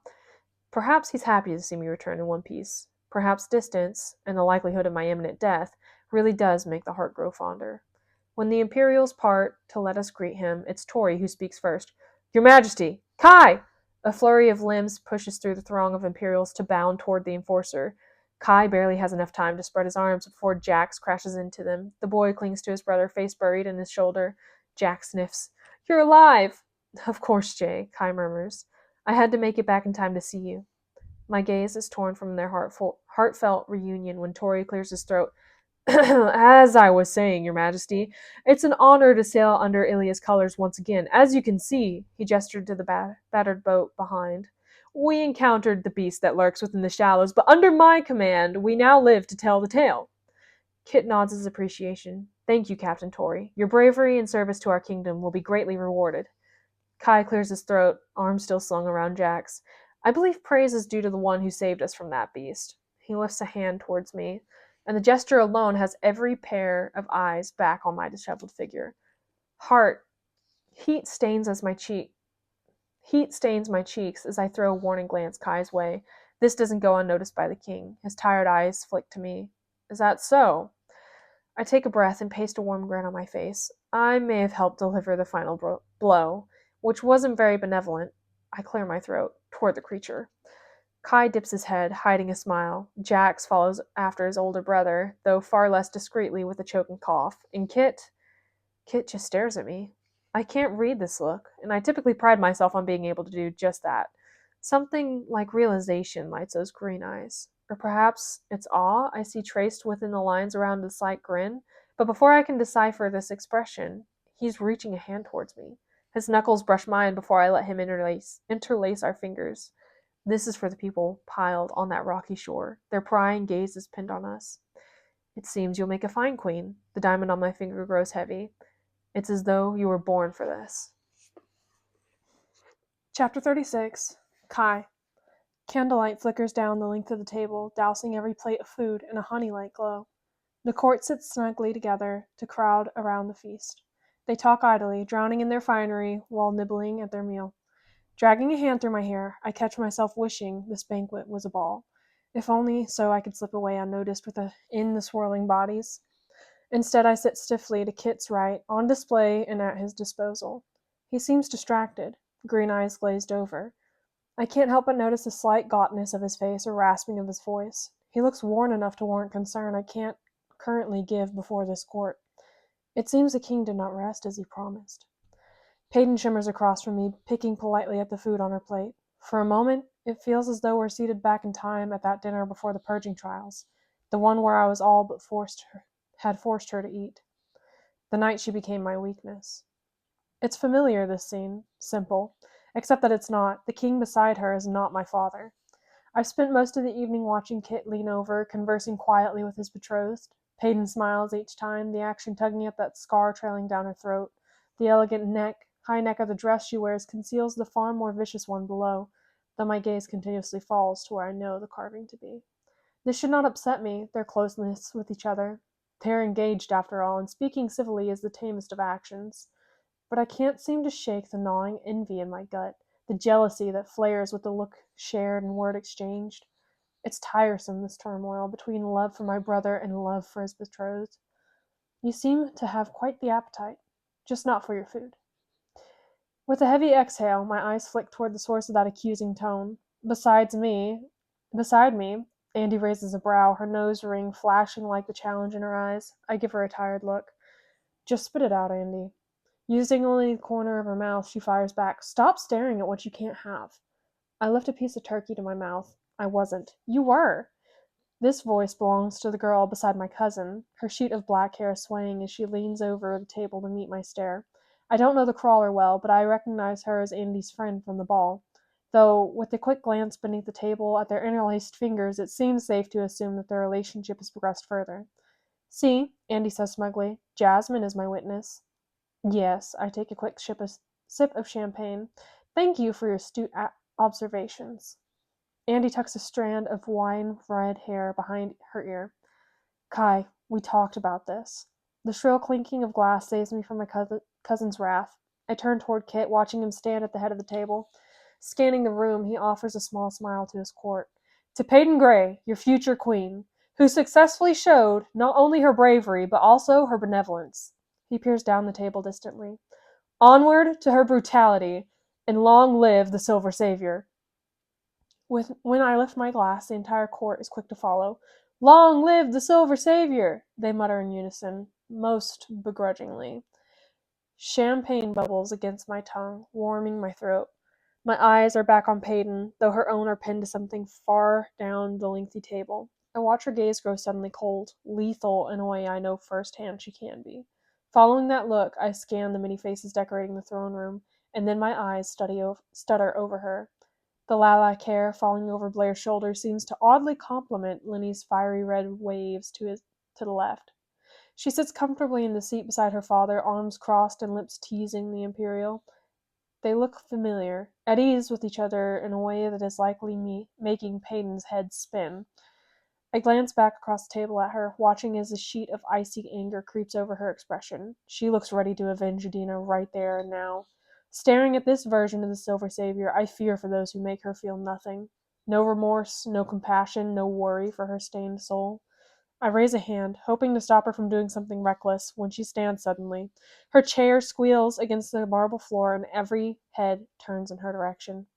Panic pushes me to the edge of my seat, awaiting her next move, but it is the false smile she plasters on her face that has me truly worried.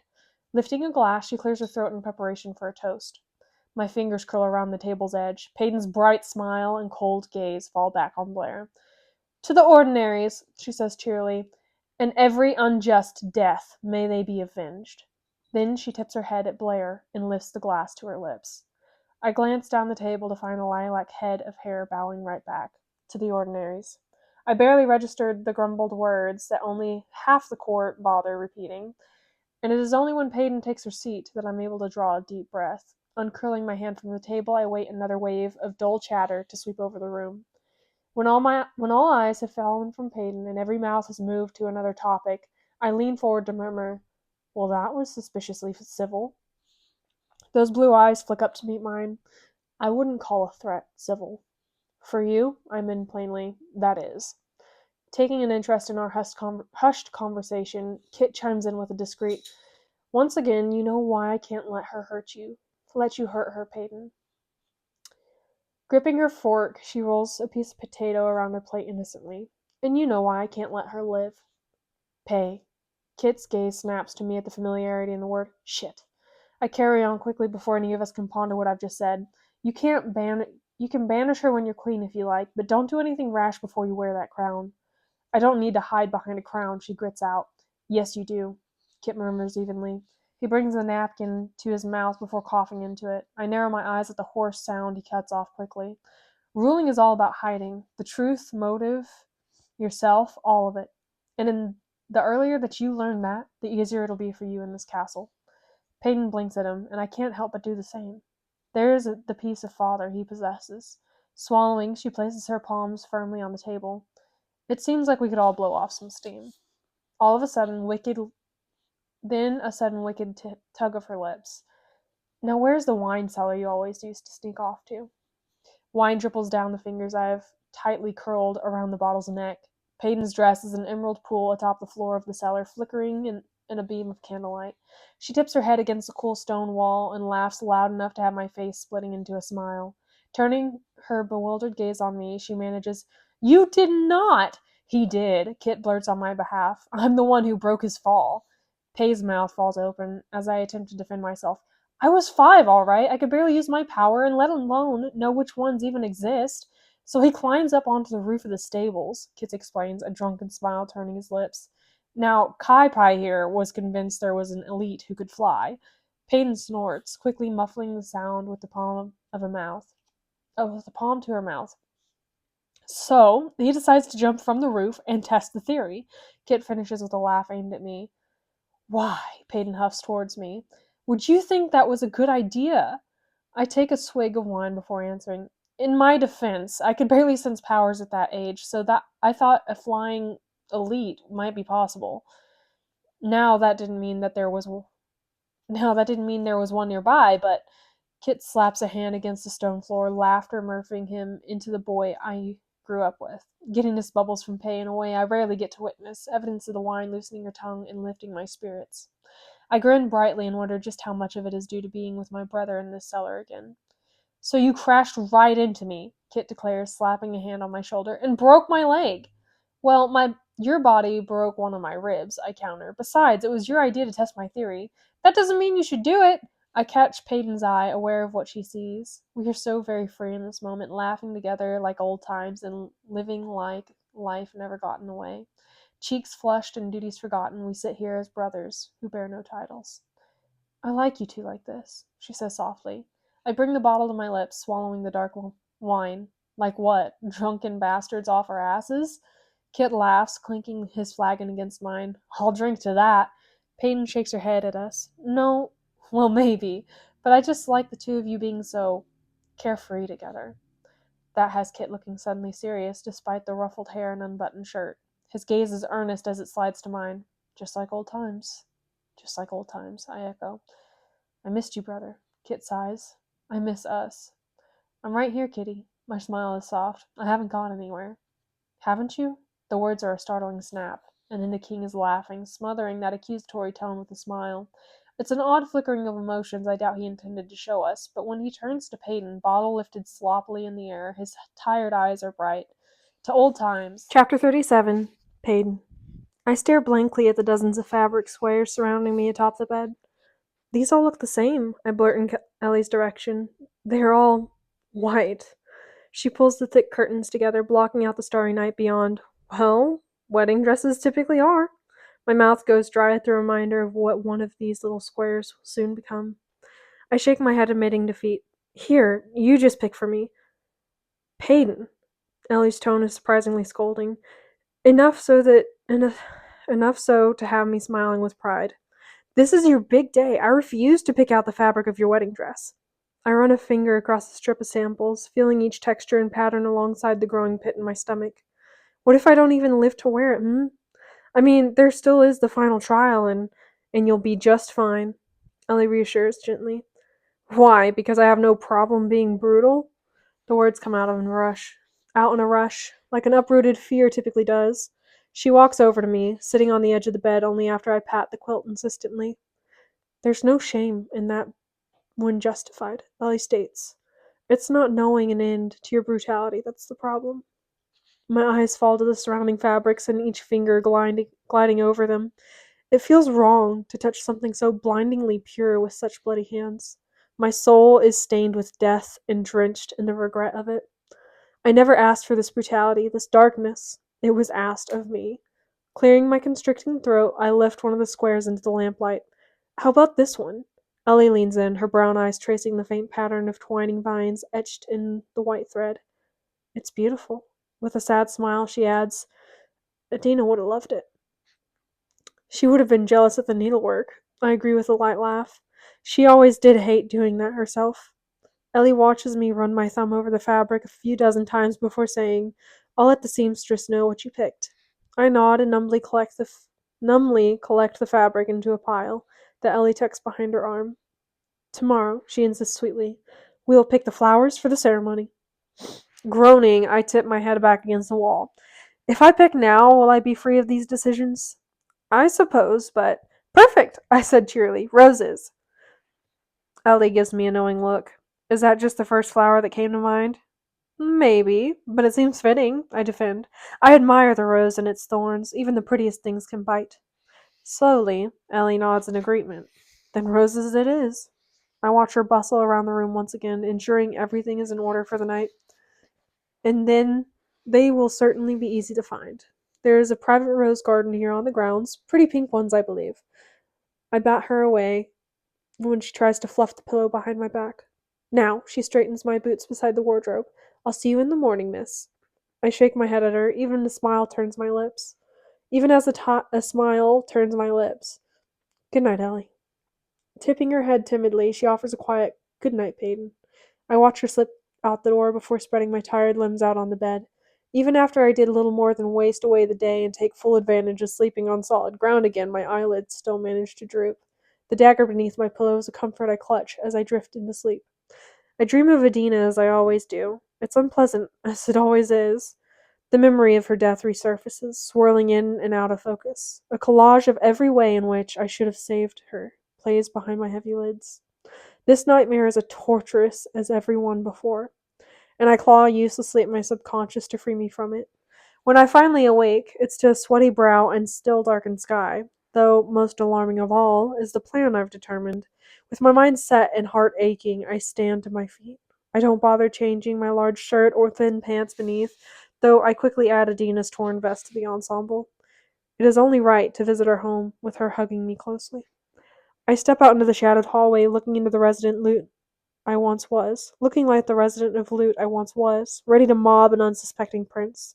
It's fitting that I like look like my old self, feel like the girl just trying to survive one sunrise at a time.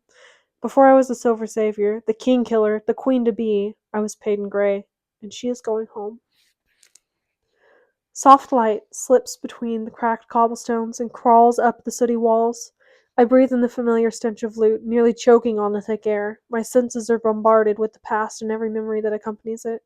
Dawn dares to creep over the horizon, painting the alley in a warm glow. While walking the gravelled path from the bowl arena, I watched the night slowly flee from the rising sun. Those hours were spent reveling. The last time I stumbled down that road, bloody and broken. I passed a tree whose roots are decorated with that bundle of forget-me-nots, past the rocks and plants that were once stained with my blood. Everywhere I look, my past stared back. It follows me still, here on loot. I walk the same uneven cobblestones, dodge the same sneering Imperials, though I have never been so aware of the stubborn stench that ceaselessly wafts from the slums, not since staying in the castle. This realization stings slightly, a reminder of everything I no longer am. So much of myself lives within these streets, both broken and the resilient. Adina lives here, on every warm breeze and colorful banner. Her name is written across the stones I step on, and I let her soft presence lead me back home. Merchants roll their carts through right across my path, cutting me off with the unbothered yawn. Some start the day early in the hopes of claiming most populated ports of loot. I scan the rickety stalls as I pass, finding the storage of resources on display. Food was something I rarely paid for, let alone observed for long before shoving it into my mouth. Still, I saw it dwindled over the years, slowly enough that only the merchants knew for a long while.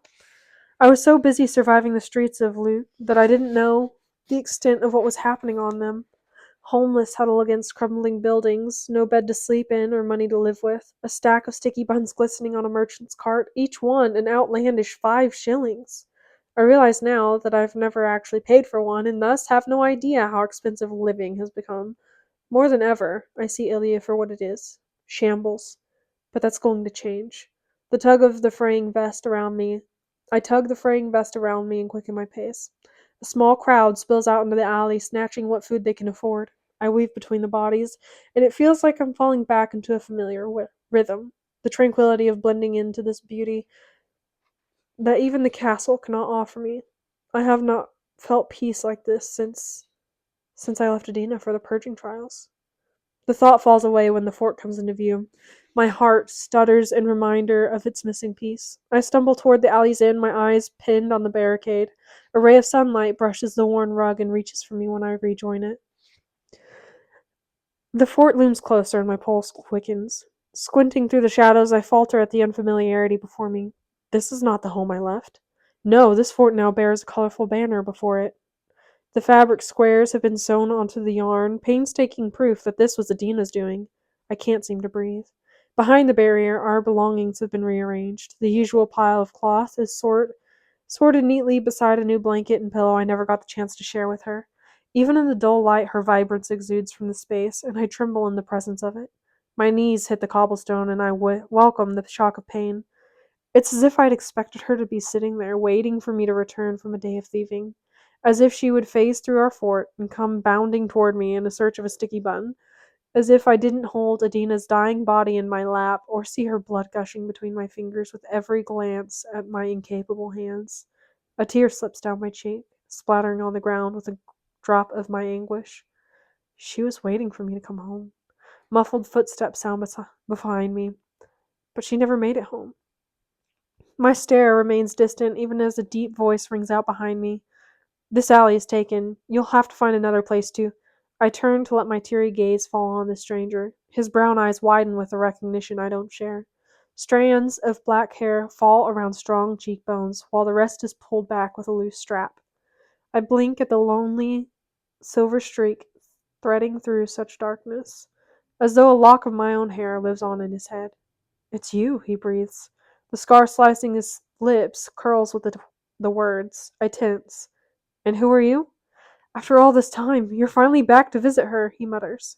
Understanding dawns, so blindingly clear I have to think. You're the boy. The one Adina was seeing during the trials? He sinks to the cobblestone beside me, and in the morning light, I can just make out the dark splotches under his eyes. It's more than a lack of sleep around his gaze. It's a smattering of bruises. She talked about you all the time, and then she died for simply knowing you. His words are his blunt knife to my chest. I know, I choke on the admission. I choke on the emotion in my throat.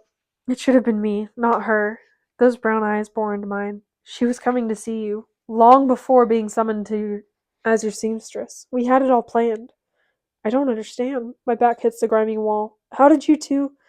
Hera was my cousin, he says dully. When I discovered how close you and Adina were, I knew she could help me get into the castle just to see you. Then Hera died in the first trial. I recall numbly at the memory of Braxton driving a blade through her invisible chest. And Dina in the last. I feel the moment my heart shatters. Feel the shards of it pierce my lungs until I'm gasping for air. Dina. She was my A, but she was his Dina. I'm so sorry, I choke out. I'm so sorry. About Hera, about... A tear slips down my cheek. About Adina? I couldn't save her. Why didn't I save her? Something shifts behind his dark stare. Perhaps it's pity or another entirely demeaning emotion.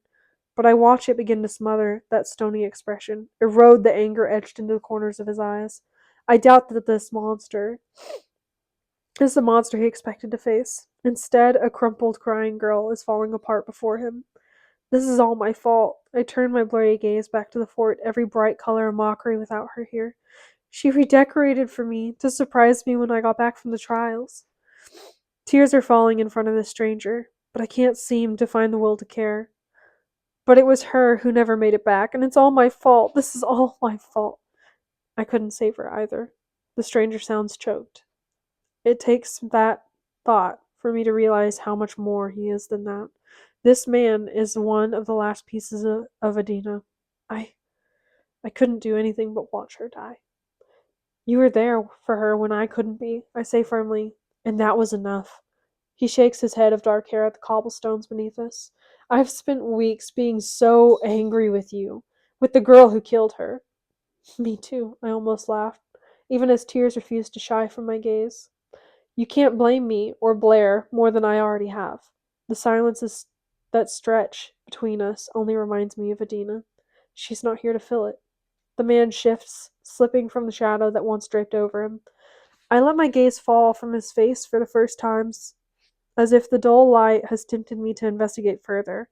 My stare scours over his broad shoulders, then the fabric hanging over them.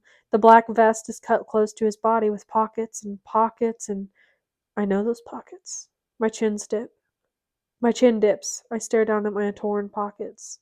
She made you a vest. The stranger now stares at the olive fabric wrapped around me, his dark eyes glassy. She did. All the air has left my lungs. Hurt curls around my body, choking until it's crushing my will, my hope, my heart. I grieve Adina all over again because I was not the only one she lost. Two great loves were left behind, and both hug what remains of her close to their heart. Tears fall, but I don't care that my vulnerability is on display. I kneel at the foot of our fort and cry for the girl who once brightened it. The stranger swipes at his cheek, but is quick to aim the sharp planes of his face at the ground. What is your name? I finally manage to whisper. It takes him a long moment to find an answer. Mac. I nod quickly, the action shaking tears from my eyelashes. Can I? My voice cracks. Can I give you a hug, Mac? He doesn't do it for me. I can tell by the tensing of his shoulders. No, he does it for Adina. For A. We fall into each other, bodies shaking with grief and anger. In his embrace, I understand how someone so rigid and stoic could only be molded by the gentlest of hands. He was drawn in by Adina's warmth, forever imprinted on by her now broken sewing fingers. We hold each other, strangers connected by a mutual love. And when Mac finally pulls away, his eyes rimmed with red, a streak of sunshine falls heavily over our kneeling bodies. The beam of light coats us thoroughly enough to dry the tears staining my cheeks. The scar cutting through Mac's lips curves with a sad smile. What? I ask weakly. This man does not look like the type to smile easily, though that may have been the case before Adina gave him a reason to. He shuts his eyes to bask in the warm light, just admiring the sun. Chapter 38. Kai. The sun wakes me before I've even gone to sleep. It peers down at me from behind the string of orange clouds smothering the horizon. It wasn't until soft light scared away the shadows and a warm breeze grazed my sweaty skin that I realized my night was spent in the training ring. I swing a sword at my side, repeating the same movements I have since stepping into the circle of packed dirt. The dull edge of my blade meets the chipped practice dummy opposite me with a thud. With a series of swift movements, I would have thoroughly disemboweled a figure not carved from wood. You need something more challenging to beat down on. I smile at the sound of Kit's voice as I yank my lodged sword free. What are you offering? What are you offering? I watch him step into the ring with a slight cough. I could use the exercise. Plague knows I haven't sparred with you in weeks. Miss getting your ass kicked, do you? He catches the dull sword I toss him. Maybe I miss spending time with you, brother, even if it means getting my ass kicked. I begin treading a slow circle around the king, Kit following my lead with his weapon raised. Don't go getting all soft on me. My grin is crooked. I'd rather not feel bad about throwing you around. I catch the slash of his blade with my own. He wears a wild smile as he pulls away and attempts to jab at my ribs. I dodge swiftly before swiping my blade toward him. Kit ducks, leaving behind the swoosh of torn air when dull steel sweeps over his blonde head. It seems I'm not too out of practice for after a. The pommel of my sword meets his unguarded stomach. His words turn into a cough, my smile into a laugh. Spoke too soon, Kitty. He sucks in a shaky breath. Well, that certainly woke me up. Straightening, he advances on me with a speed I hadn't expected. I'm pushed toward the edge of the ring as our blades clash against each other. This allows me a moment to evaluate my opponent, study the dark circles beneath Kit's eyes, and the slight hollow in his cheeks. Even the force behind his blade feels weakened. Our scrutiny stalls my words. Are you all right? Kit pushes away. Why do you ask? I shake my head, unsure what it is I'm sensing. His power coils beneath my skin and slips between my attempts to grab hold of it. Something feels different. I've been a bit under the weather recently. It'll pass, I'm sure now. Kit pants. Have you been out here all night? My laugh is huffed. He evades my lunge. After all these years, that shouldn't surprise you. His blade arcs through the air before slamming into mine. I figured you were with Peyton. My movements stutter long enough for him to land a solid smack of steel to my ribs. I grunt against the pain before knocking his sword aside. No, I'm panting. I haven't seen her since the cellar. Kit manages a shrug among the sweeping of our weapons. I'm surprised. I block his blow and stare between the crossed blades at my brother's chilled features. And why would that surprise you? He pushes away. You know why. Enlighten me, I challenge. Because you love her. The rough admittance seems to startle even him. I stare at Kit, chest heaving and sword hanging at my side. He clears his throat. Perhaps more than anything. My heart pounds, a reminder that each beat belongs to her. Don't be ridiculous, Kitty. She is your bride. And I'm your brother, he says quickly. Always, no matter what. His tone suggests that this is a question I'm meant to answer. This isn't the first time Kit has tiptoed around the subject that is now our intertwined features.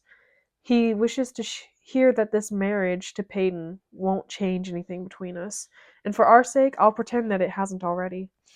You and me, my throat is dry, always. We share a warm smile before swords are clashing between us. A familiar dance tugs at our feet. We slip into the graceful chorus of chaos, one that has been practiced since childhood. This very ring of dirt beneath us has broken many a fall over the years. I'm reminded of the ways and the days that I would beg Father to let Kit train me until suddenly I no longer needed to ask for permission. 2 princelings grew into men here, yet we always return to that same string of practice movements. Kit smiles slightly behind the flurry of steel, his gaze distant with reminiscence.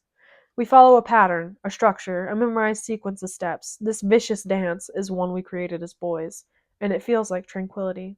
Our movements are precise, each swipe of the sword sure. I jab my blade toward his chest and wince when the blow lands. Kit groans at the prodding of a dull sword. He backs away, breaking the trance we once shared. You were supposed to dodge that, Kit, I say sympathetically. He rubs at what will soon be a blossoming bruise beneath his tunic. Yeah, well, I forgot. That's why I'm the king and you're my enforcer. I'm not good at fighting my own battles. I chuckle. Come on, you know these steps. My palm pats his cheek gently. Let's run it again. Plagues, do you ever sleep? I give him a skeptical look. Do you? His smile is sad. Fair enough, Enforcer. Chapter 9. Peyton. A piece of parchment slides under my door. The rustling sound has me looking up from my book begrudgingly. Unfolding stiff limbs, I stand from the bed and pad over to this folded mystery. My whole being is tired, drained mentally and physically after my trek to Loot. So when I bend to pick the paper up, I can hardly find the energy to be intrigued. That is, until I hear his voice accompanying each sprawling word. You said to be on my best behavior, and I can't possibly do that if I'm in the same room as you. Besides, all I do is spend my days in the training yard attempting to teach a bunch of lazy bastards how to punch. Reminds me of when I had to do the same for you. And don't roll your eyes, I know you loved it. For now, this will have to be our pretend. Kit spent most of the morning with me and he seemed good. Great, even. But I know my brother. I think he's trying to keep me away from you, slowly distance us. Maybe he wants you as badly as I do. But not at the price of losing me. He wants us both. I know the feeling. Now, please entertain me, darling. I'm bored. What am I to do if not count your freckles? Your cocky bastard. It's only when I've finished reading that I feel a stupid grin on my lips, even despite the worrying notion he's voiced. Shaking my head from his words, I determined to make him smile at my own. The large desk adorning the far side of my chamber has gone untouched since my return. Taking a seat in the stiff chair, I rummage through the many drawers in search of paper and a writing utensil. I stare at the assortment of scavenged items before finally letting the ink stain the parchment. I see you finally signed your name correctly. It's about time. Now, I'm not sure anything I have to say is entertaining, so I'll just ramble until something interesting falls onto the page. Don't forget that you asked for this, cocky bastard. I had to pick out fabric for my wedding dress. Of course, that only reminded me that Adina isn't the one making it. So when I saw the fort this morning with all that fabric that smelled like her, and the scissors I used to cut her bangs with. Did I mention I went to Loot? Maybe I should have started with that. I just needed to see the fort and run away from my future for a short while. But I met a new friend there, one that loved Adina as much. It was nice, not being alone in my grief. Anyway, I doubt you want to hear about wedding plans or what flowers I chose for my bouquet. I'm trying not to focus on Kit and my inability to read him. Just know that if I do it all over again, I would have run from that poppy field with you when we had the chance. Now go hit an Imperial for me today, would you? Or I could remind you just how well I can throw a punch. You seem to have forgotten. And yes, I did roll my eyes. We need to find you a hobby that does not include counting my freckles. How many are there again? 23? Your pay. I slip the note beneath his door, though I know he is not on the other side. Several hours pass before the Enforcer retires to his room for a short break in training, and soon after, a response is slipped into my room. I'm glad you were able to visit the fort after everything that happened. You deserve to have that time with Adina. I only wish I had known. We both know that you can handle yourself, but that doesn't stop me from worrying about you. As for these wedding plans, it sounds to me like you're getting cold feet, Gray. We could still make a run for it, you know. Head back out into the shallows, find Astrum and keep sailing. Just say the word. 28, darling. But I could do a recount if you like. You're a cocky bastard. My next note is handed off in person. I pass the Enforcer on my way to dine with his brother. Dirt mars his brow, mingling with a sheen of sweat that is coaxed from a beaming sun outside. His tousled black hair ripples when he looks up, gray eyes piercing straight through me. My heart stalls at the sight of him. It's been days since we've spoken in private, and I'm tempted to shove him toward that broom closet he once carried me into. But there are so many eyes in this castle, so many reasons to pretend with the Enforcer. I hold his gaze because that's all I'm allowed. He holds mine because it's the only piece of me he can have. I cling to this moment in which we evade the future. Kai strides past. Our hands touch. My heart stutters. The note is slipped between our fingers. You know firsthand that my feet are always cold, but you're all bark and no bite azure. Your loyalties are here with Kit, so don't pretend you would go running off with me. The king is your duty, and marrying him is mine, but we will always have the willow tree. You'll have to get close enough to count them, Prince. Your pay. Good evening, Peyton. I stride into the throne room, my hopes high. Good evening, Kit. We eat, talk idly, attempt to repair the bond we once had. Any plans for the night? I smile at his question. Just the usual. In truth, I have a very exciting evening ahead of me, one that the king would never allow if he knew. I nearly step on Kai's reply when I return to the room. You think I would not beg to run away with you? My duty may be to the king, but my heart pay is wherever you are. It is in the palm of your hands, the pad of your thumb. So if you leave, I will follow. If you stay, I will bow. Because there has never been a moment when you did not own the only piece of me that mattered. Loving you made me matter, and I ache to be full again. I sit there, stunned and still, and staring at the very meaning of devotion.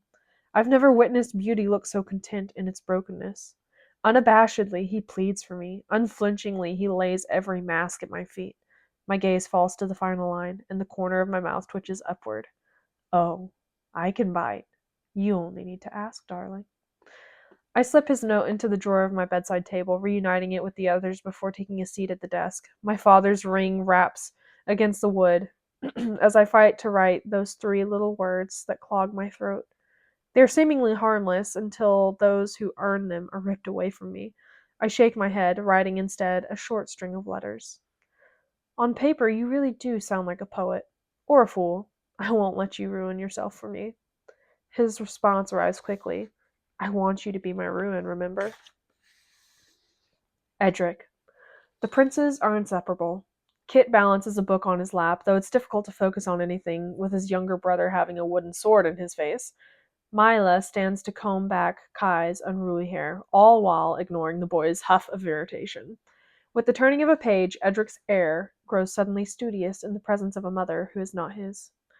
Both boys have been continually told the very same lie as the kingdom beyond their castle walls. Kit's mother died, giving birth to him before the king remarried and had Kai, making the princes half-brothers. That is what they know to be true. Anyone who knows differently is part of the staff, sworn to secrecy and stowed away within the palace. In the many years of Edric's marriage to Mila Rowe, a unique kind of love has blossomed between them.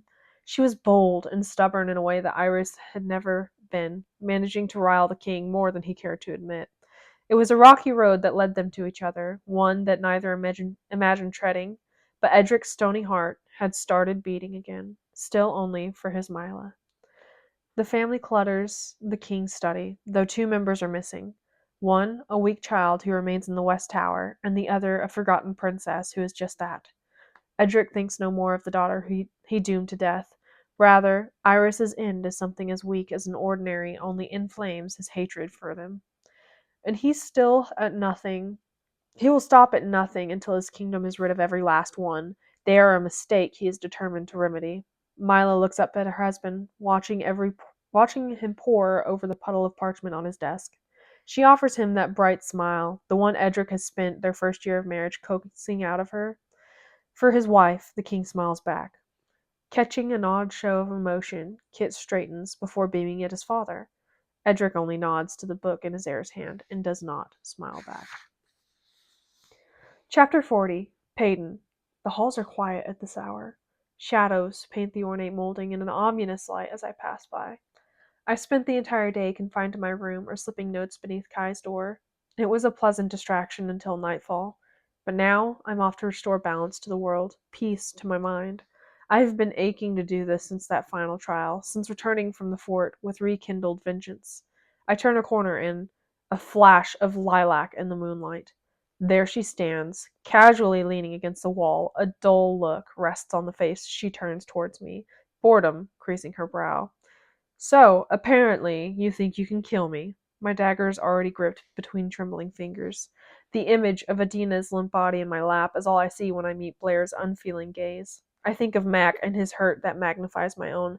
Anger explodes behind my vision, rage momentarily blinding me as I stride toward her. I will do so much worse, I pant. I will make you beg. Blair's laugh is breathy. You know, I liked you much more like this. It's a shame you're trying to kill me when we could be such good friends. I don't think before flipping my dagger in my hand and launching it at her face. It flips through the air in a feeble attempt I know she'll simply halt with her mind. But I don't care. I'm content to let her cower behind an ability, if only so I can watch the life flicker out of her eyes. They're vicious, these thoughts, cruel, so unlike Adina. Adina isn't here to save me from myself anymore. Blair lets out a low whistle as she stares down the length of my blade. Its tip is mere inches from burying between her eyes. I didn't think you had it in you, Gray. She lets the dagger clatter to the ground. You're different. I bare my teeth. You made me this way. She backs away, clicking her tongue. No, this has always been inside of you. Candlelight pools into the hallway when she opens the door to her room and steps inside. You just wanted someone to blame for it. Snatching my dagger from the floor, I follow her into the room. The blade shakes in my raised hand. You don't know me. You don't know what I've been through. Plagues, Peyton! Blair leans against a bedpost with the roll of her eyes. Don't act like you're the only one who's been through some shit. Yes, I killed your friend, and you know what? Her throat bobs in the flickering light. It haunts me. And that was the trial, and I won. A crash behind us has me whirling toward the door. An Imperial pants in the doorway, his red hair rippling in the firelight. What the hell? Lenny's eyes dart between us. Peyton, you need to go right. Quiet, Ginger Snap, Blair huffs. Her eyes never leave mine as she throws his body against the wall, pinning him there with her mind. The girls are talking. Peyton! Lenny wriggles against Blair's hold on his body. Please, you can't do this. Personally, I agree. Blair gives a dull look. I don't think you can either. I charge. My feet pound against the wooden floor, dodging the dozens of candles littering across it. Dagger in hand, I stop. My body is suddenly stuck. I rage against Blair's power, roaring when her mind tightens its hold around me. I do marvel, she says quietly, at how incredibly ordinary you are.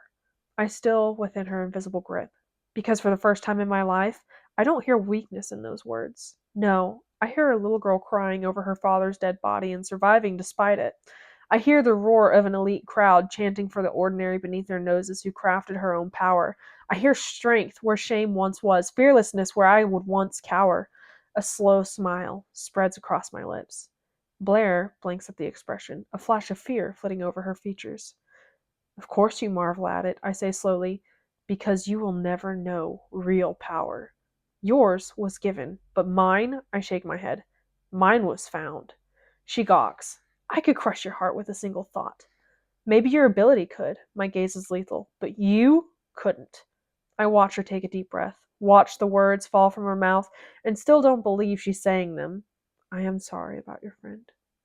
Then her eyes flick to Lenny, and the room goes up in flames. A wave of heat slams into me, and with Blair's hold on my body now broken, I nearly fall over. Fire flares around my ankles, crawling up bedposts to swallow us whole. I don't know how it happened, but I'm suddenly choking on the thick smoke. Blair stumbles away, arms lifted to shield her face from the heat. I leap over a wall of flame before it can lap at my legs, but I don't head for the door, for my escape from the sweltering heat. The only freedom I seek resides in ending the girl who took away my light. I lunge for her. My body crashes into Blair's and we tumble to the ground atop a trail of flame. We both cry out as the fire sears our skin, singes our hair, but I'm not finished. That dark, terrifying side of me stamps out all fear and pain, insane thought as I pin Blair Archer to the scorched floorboards. A numbness spreads through me, like every nerve has decided to turn a blind eye to my violence. Fire burns its way through my pants, rippling along my thighs. I lean over her pale face. Thick smoke wafts from my own clothing, my own flesh, but still I feel nothing. Flame curls to the right of Blair's head, licking her lilac hair. She whimpers. Out of fear or pain, I'm not sure. I no longer feel either. The sleeve of her tunic is thoroughly singed to display angry red skin beneath. I memorize this moment right down to the terror flicking in her gaze. The palm of my hand meets her cheek. I cough through the smoke crawling down my throat. I push against her face, turning it slowly toward the eager flame. Lenny's shout is lost behind the wall of fire encircling us. Blair's head swivels slowly beneath my palm. You don't know pain, I whisper. She fights against me with her own strength, too weakened to use her power. I smile. Not until it skewers you through the chest. Please, Blair blurts. I shove her closer to the flame. Please! My voice is even and roughed with smoke. I told you I would make you beg. She screams when I force her face into the hungry wall of fire. The side of Blair's pretty face bubbles and burns within the heat. My hand, still shoved against her unharmed cheek, is scorched by the mere proximity to flame. The stench of fried flesh fills the air, accompanied only by the screams of Adina's killer. I cough again, my lungs constricting. That comforting numbness bleeds from my body until all I feel is pain. And then I feel nothing at all as everything goes dark. Chapter 41. Kai. Where is she? I shove Imperials aside, quickening my pace down the cramped hallway. Smoke hangs thickly in the air, wafting from a charred room that the Hydros huddle around. They do their best to tame what is left of the flames that waves with waves of water. Lenny is raising his hands in surrender before I've even reached him. She's fine. Take me to her, I order. The Imperial takes a breath. She's with a healer, but there's no need to worry. No need to worry? I almost laughed. I woke to an Imperial beside my bed and smoke in the air. So I'll ask again, where the hell is she? Looking utterly defeated, Lenny reluctantly leads me through the throng. We turn down a quiet corridor to stop before an unsuspecting door. Opening it, Lenny gestures me inside where I'm greeted by several gazes. But it is only hers I search for. Peyton sits on a stool, clothing charred and hair blackened. Burns runs down the length of her body, pink and blistered. A bloody gash sits right above her brow, making her flinch when a smile reaches the eyes beneath. I rush over to her, not caring who bears witness to my worry. Are you all right? She nods, winces, curses the burn climbing up her neck. I'm fine. She eventually grits out, voice like gravel. Everything happened so fast. I take a breath, fighting to keep my voice steady. Why were you even in Blair's room? Her eyes flicked behind my back, and I turn to find Kit leaning against the wall. He gives me a slow nod, or perhaps it is for Peyton. She practically invited me in. I was angry, and Peyton's eyes dart to Lenny, and the pleading look within them has him sighing. Blair had me pinned. There were candles lit, and one of must have gotten knocked over because suddenly the room went up in flames. He shakes his head. This wall of fire separated me from P, and by the time I finally got her out, Blair was. Lenny swallows, his brown eyes shining. I took care of the body. I whirl on my Imperial. You should have prevented this! Lenny drops his gaze. Sir, It wasn't his fault. Peyton's voice is weak. He couldn't have stopped it. I wouldn't let him stop it. I give her a knowing look. You still went after her, didn't you? The anger on her face doesn't mask the guilt beneath. I know what it looks like to get lost in the rage, the power of controlling another's fate, and I see it reflected on her features. My voice is a consoling murmur. Oh, Pay. A healer steps forward then, his voice grim. Well, it's a good thing Miss Gray got out when she did. A little while longer and... I know, I hear myself bite out. She needs to rest. It's Callum who says this, though I don't bother to look at him. Heal? I'm fine, Peyton mouths to me in a way that's only slightly reassuring. A hand on my shoulder has me turning. Kit's expression is stern. It was a terrible accident. That is what her father and the rest of the court will know. I'll find a way to cover this up. I nod because it's the agreement he wishes for. I stand because the look in Peyton's eyes say she'll find me later, and I leave because she is not mine to worry about. I'm not even surprised when she bursts into my room. I've been up for hours, pacing in the darkness and hoping she'll stride in to brighten it. Where's your sword? I need to hit something. A ray of sunshine, this one. I lean against a bedpost. I take it you're feeling better? Peyton huffs damp hair from her eyes. That healer made me sit in there for hours, even after taking care of the burns. She waves a hand. Something about smoke in my lungs? I nod slowly. What happened to keeping our distance? I'm making an exception. Because you wish to hit something? Yes, a smile. And for once, it's not you. I'm a bit offended, actually. She shakes her head distractedly. I need to blow off some steam. I'm skewered with a pointed look. Sword? Fighting my smile, I retrieve a battered sword from beside my desk. And the reasoning behind this sudden urge for violence? Sudden? She snorts. I've been kicking your ass for a long time now, Prince. I push the sword into her palm, our bodies close. Maybe I miss it. Her smile is wicked. Maybe you'll have another opportunity to lose soon. My answer is lost in the sound of steel slicing wood. She rains down blows upon the already mutilated bedpost. Again and again the sword sinks into the shredded wood, spraying splinters in its wake. I grab her arm, stilling the strained muscles there before she can swing again. Silver hair flicks me in the face when she whirls, cheeks pink with anger. What?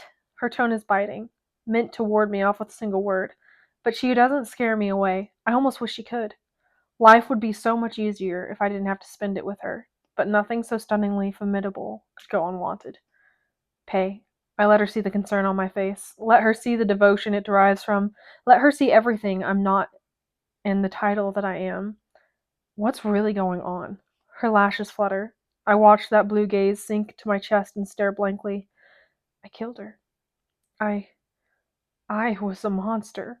Her skin was melting beneath my palm, and still She sucks in a breath. I have never been so vicious. It was terrifying, this person I became. This darkness swelling within me, and worst of all, she chokes. It didn't help.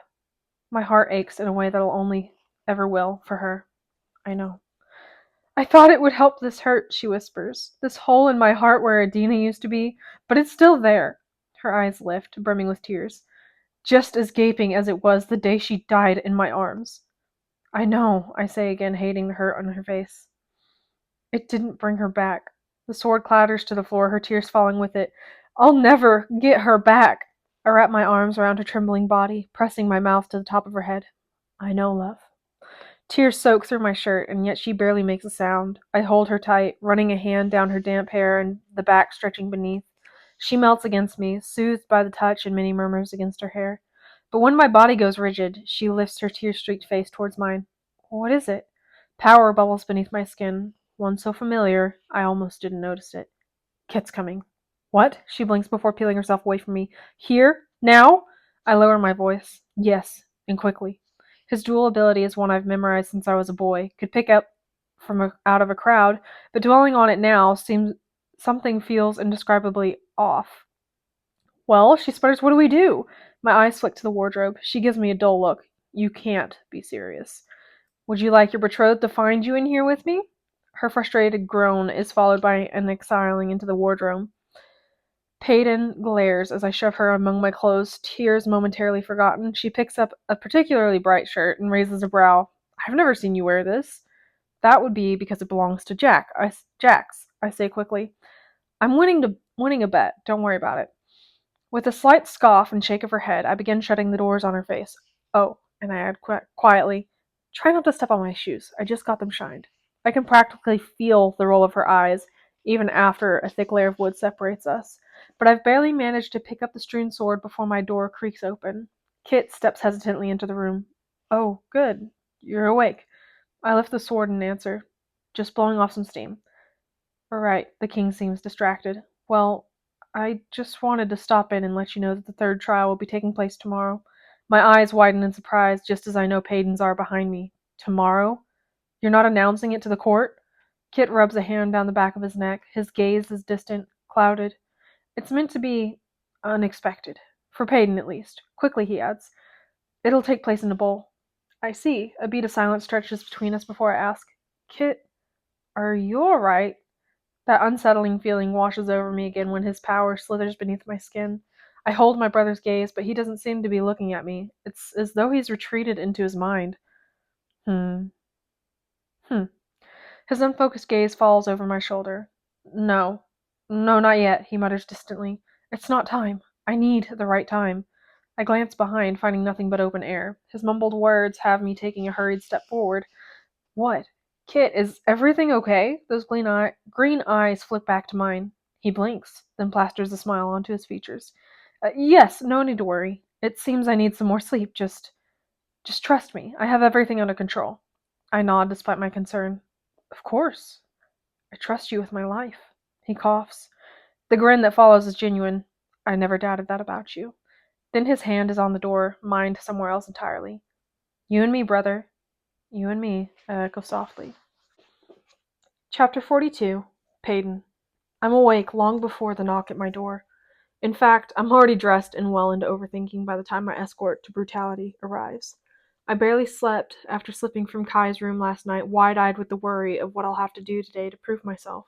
With a deep breath, I swing open the door. Lenny's eyes drift down the length of me from behind his mask, narrowing slightly at my lack of disarray. I'm here to escort you to the third trial? He says this like it's a question, as though unsure of if he's the first to inform me of this. I smile tightly. I had a hunch. Slipping my dagger into the sheath at my side, I add casually, Ready? Not as ready as you, he mocks. Did you go to sleep in those clothes? I'm just ready to get this over with, I bite back.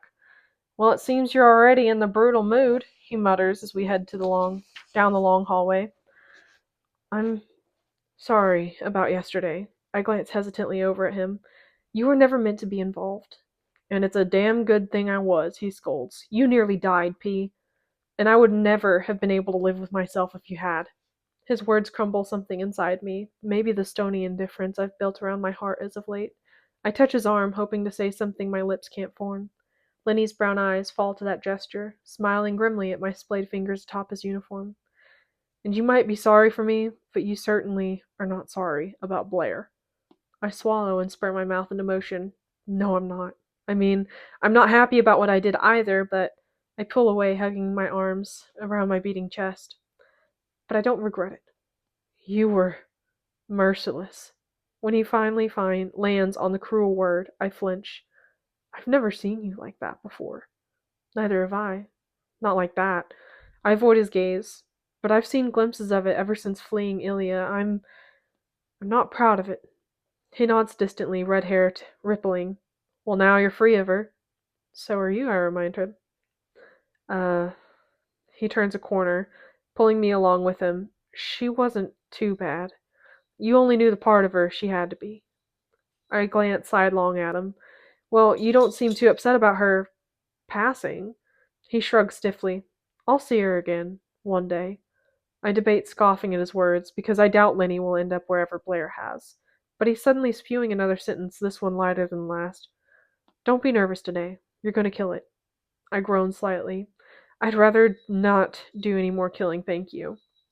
I step out into the streaming sunlight, now made all the more blinding by the dozens of crisp white uniforms reflecting it.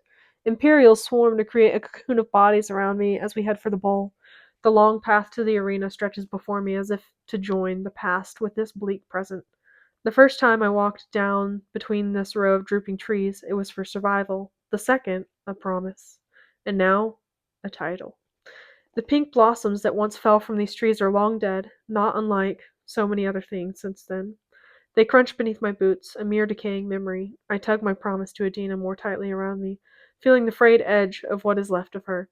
I see the flowers beneath my feet that once littered a prince's head, crowning him long before my brutality made him king. My eyes wander over this tunnel of trees, each end leading me into the unknown. Once I risked my life for a piece of Adina. Now I stride toward a kingdom who doesn't want me. Soon I will sacrifice myself in the hopes I mean something more in death than I did in life. We walk in silence down the path, nothing but the sound of crunching petals passing between us. I spin the ring on my thumb incessantly, pleading with the band of steel to calm me. Lenny lingers at my side, officially offering a sidelong glance at my fidgeting. But silence flees at the sight of the bowl. A distant rumbling grows with every step. The stomping of feet swells, followed by an orchestra of shouts and cheers. My heart beats in time, drumming in my ears as we stride into the bowl's menacing shadow. My gaze lingers beside one of the many tunnels leading into that stony structure. The king's lifeless body is long gone, the blood washed away, but the scar above my heart still sears with the memory of mud-streaked girl at the mercy of a monster, until she became one herself. Everywhere I look, the past lingers. There, an enforcer was born. Hovering over his father's body, he threw a blade with the aim of a warrior, but the damning heart of a fool. I can still feel that knife cut through the air beside me, intention alone steering it from my flesh. Here, he told me to run, and I did. Right back into his arms. Our footsteps echo off the stone tunnel below, the expanse of gray leading us into an explosion of chaos and color. This arena was once filled with resistance members, covered in the blood of those brave enough to fight for themselves, but too weak to win. The muffled cheers of thousands grow into a gentle roar as I emerge from the surrounding stone. The sun peers down at me, forcing my hand to lift above my watering eyes. Bodies pack every inch of the bowl, and I tip my head towards the sky, following the slope of this crowded arena. Fear seizes my heart in this familiar place. I haven't been back down in the bowl since Adina died within it, since a piece of myself died beyond these walls. The roaring of thousands hungry for a show makes my stomach flip violently. Each fiber of my being recoils at the thought of setting foot into that arena once again. Imperials usher me along the path as a deafening shout washes over us. The audience is craving a bloody act of brutality, and with a sudden crescendo of spirited shouts in my direction, they are likely hoping I will be the casualty. My gaze drifts to the railing beside me, then further still to the stretch of sand below. The last time I saw this pit, it was streaked with Adina's blood. My stomach lurches once again as I scan the sea of white sand for any sign of a scarlet stain. Nothing. All trace of her death is gone, having abandoned this place to dwell inside me. Every drop of blood, Every cry for help, every moment that passes without her is etched into my soul. Our lap around the raised ring leads us to a glass box beside it. Kit sits cozily within, filling the seat his father once had, and just like the king before him, those green eyes pin me to the path. It's like looking into the face of a ghost. Past and present collide to create the confusing concoction that is him. Not quite his father, but not quite the boy I once knew. He tips his head, a near reflection of the man who made me a murderer, and I nod back, a mere mosaic of each jagged piece of strength and cutting recklessness it took to have me standing here once again. Hands are suddenly at my back, shoving me toward the railing. Kit stands abruptly, watching me behind that spotless glass before his Imperials can push me into the pit. Callum appears beside me. Beside him, smiling grimly even as I'm escorted to what will likely be my doom. Still, I hold my breath, watching the king's mouth open and eyes flash with regret. And then, nothing. Kit straightens, lowers himself into that plush seat, fixes a slight smile onto his features. I blink at the sudden change, bewildered by his, "Hey, princess?" I startle at the fingers Lenny is snapping in front of my face. Listen up, all right? He's forced to yell over the reckless crowd engulfing us. "Take this and use it." The hilt of a sword is suddenly shoved into my palm. "Just get it over with, and you're free from these trials. I know how terrifying that can be, so just be that." I nod numbly, my gaze clinging to the sharp blade I now hold. Lenny reaches a gloved hand toward my face and pats it gently. "I need you to win this, okay? Don't stop being a cockroach now, princess." I have no idea what it is I'm winning. No idea if it'll be worth it in the end, but a weak laugh surprises me, the sound buried in chaos before reaching my ears. "I'll try my best."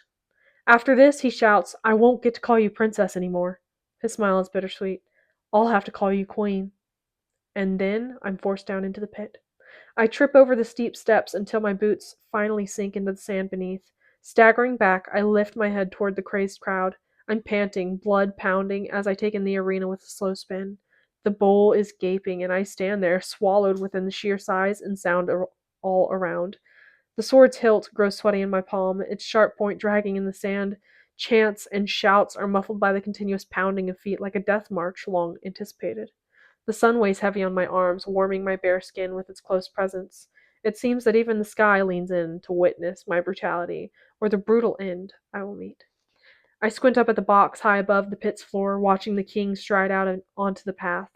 A familiar shock of teal hair shines beside him, and when the amplifier rests her hand on Kit's shoulder, the arena falls silent. Welcome, welcome, Ilians, to Peyton Gray's final trial. Here, he says evenly, we will test her brutality. The crowd erupts at his words, bloodthirsty and rabid for a riveting show. Kit calms them with a palm to the air before continuing. If Peyton can complete this trial, she will have proven herself to be brave, benevolent, and brutal. These are the three characteristics my father believed made a good ruler. If she manages to succeed today, Kit's gaze pins me to the pit's floor, Ilia will have its queen. A roar rips through the arena, and I'm quite certain it's not intended to cheer me on. Men and women stand on their benches, pumping fists and shouting curses into the air. My gaze sweeps over the rowdy crowd until I'm startlingly staring back at myself. The scrutinizing expression I wear is projected onto a large screen above the pit, for even those in the highest stands to see clearly. My eyes dart across the sand, landing on the sights currently projecting what they see. 4 of them stand at the other side of the pit, though only 3 stare at me with glassy eyes and arms raised upward. With white cloaks rippling in the soft breeze, their heavy stares have a chill skittering down my spine, dread pooling in my gut. As a ruler, Kit continues over the chaos, his voice echoing, brutality is often needed. So for this trial, it will be a fight to the death. My breath catches, throat dries. To the death. I have to kill someone. The crowd's responding cheer is lost to the sudden ringing in my ears. I turn slowly toward that glass box, finding a king peering back. Not my friend, not my betrothed, just a king who ordered me to be his killer. And suddenly, I know how Kai must feel. My knees go weak at the thought. Kai.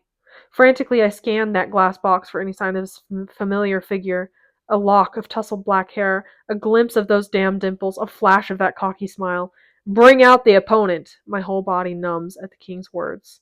Gasps ripple through the crowd, shock slipping between the fingers that press to gaping mouths. I won't turn around. I can't turn around. The crowd erupts with a sudden sickening wave of excitement when the king's voice booms over the arena. An ordinary versus every elite. The ultimate test. My head is shaking.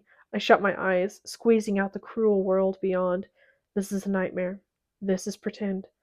Footsteps behind me grow louder atop the shifting sand. I press a hand to my pounding heart, feeling the rapid rise and fall of my chest. This is pretend. This is Peyton. I can feel the exact moment my heart shatters. It's when I turn, my eyes crashing into ones I well memorized. When mist meets the deepest sea, when a shadow faces a flame, when inevitability meets its end, when I stare into the face of what it is I love most. Chapter 43. Peyton. The sword trembles in my hand. I meant to drive it through his chest. No. The word is a choked whisper, not the scream I intended. It's disbelief, denial in its most docile form. I'm shaking my head at him, feet stumbling back.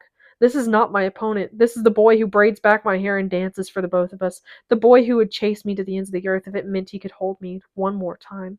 This is a man who would bury another for me, would bury himself if only I asked.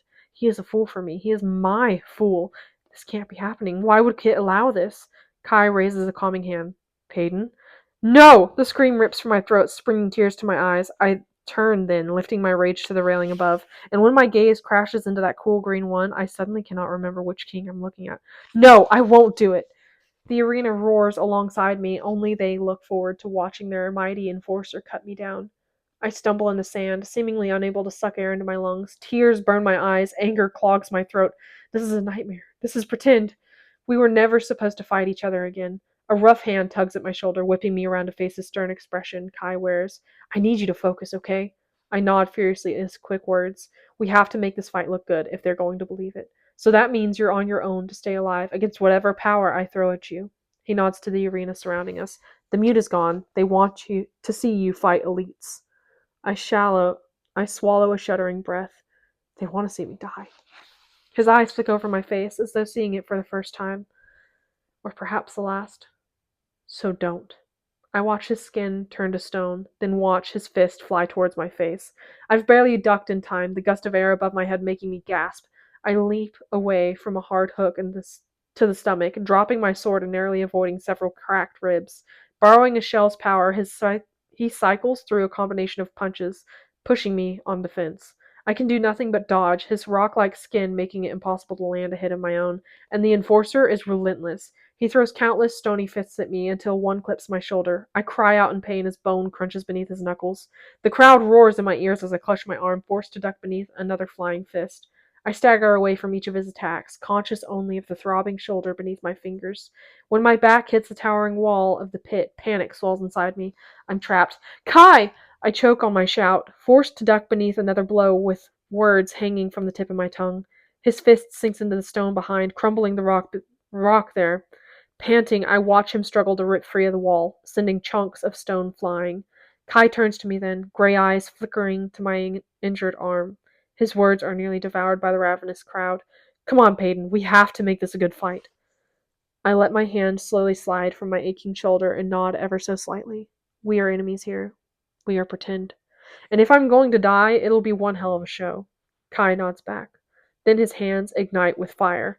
I let myself sink into a familiar fighting stance, fingers wriggling at my side. When he launches that first ball of fire, I duck and roll behind him.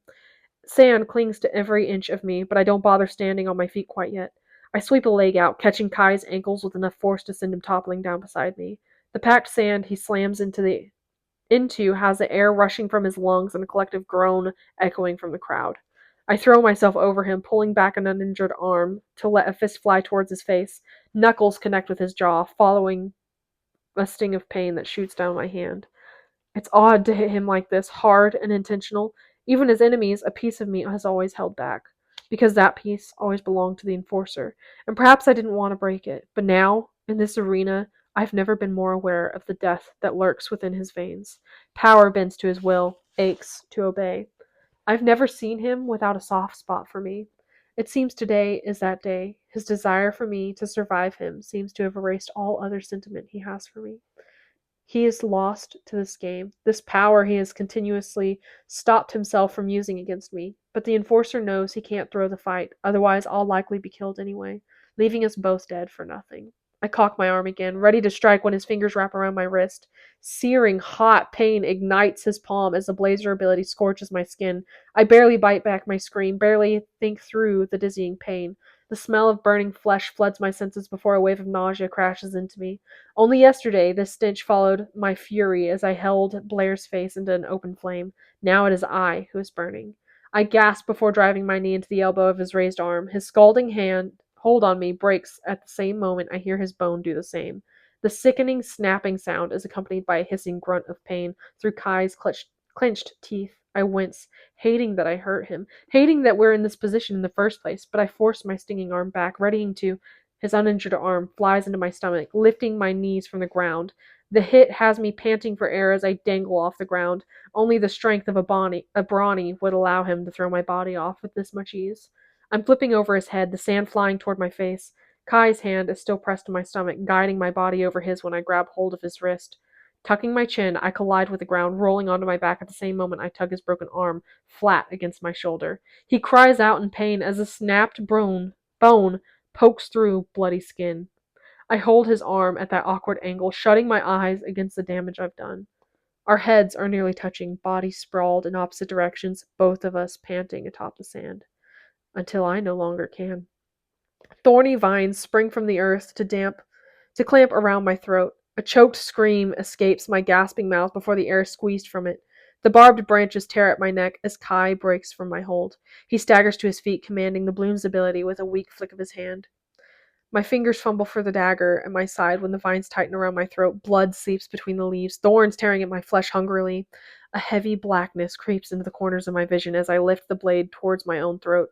With one shaky slice, I cleave through the choking vines. The dagger's tip sloppily grazes the side of my neck, likely leaving the beginnings of another scar there. The ravenous plants fall limply from my bloody body, skin from my bloody skin to sink beneath the sandy earth that sprung from. I lie there panting in pain as blood drips from my shredded throat. My blurry gaze is on the cloudless sky above until the ringing in my ears ceases and the crowd's dull roar reminds me where I am. With a grunt, I lift myself onto my palms, eyes falling to Kai's looming figure. He runs a hand over the severed bone beneath his elbow, wincing slightly. My eyes widen when that dangling arm snaps back into place with a satisfying click. Kai sighs in relief before abandoning the healer's power, for the enforcer multiplies, creating a wall of muscle and a dozen stormy gazes staring back at me. Cloner. I scramble back, palms digging into the hot sand. My frantic gaze runs over the arena, searching for a plan before landing instead on the glinting something a few feet away. I'm suddenly on unsteady feet, blood dripping from the tears at my throat to trail a scarlet path between my breasts. Tears. I swipe a hand over it, accomplishing little more than adding sand to sticky skin. The Kais begin closing in on me, their powerful bodies spurring me into a sprint. I lunge for the sword, my fingers curling around the hilt, and a worn boot slams atop the blade. A frustrated cry tears from my throat as I drive my foot into the clone's knee. Bone crunches with the impact, but before he can tumble into the sand, another Kai is yanking him back. A calloused hand is on my shoulder, but when I throw an elbow at the jaw behind, his grip loosens. Taking advantage of his shock, I grab that arm, step into his chest, and muster enough momentum to throw him over my uninjured shoulder. I barely hear the crowd's responding hollers with the blood pounding in my ears.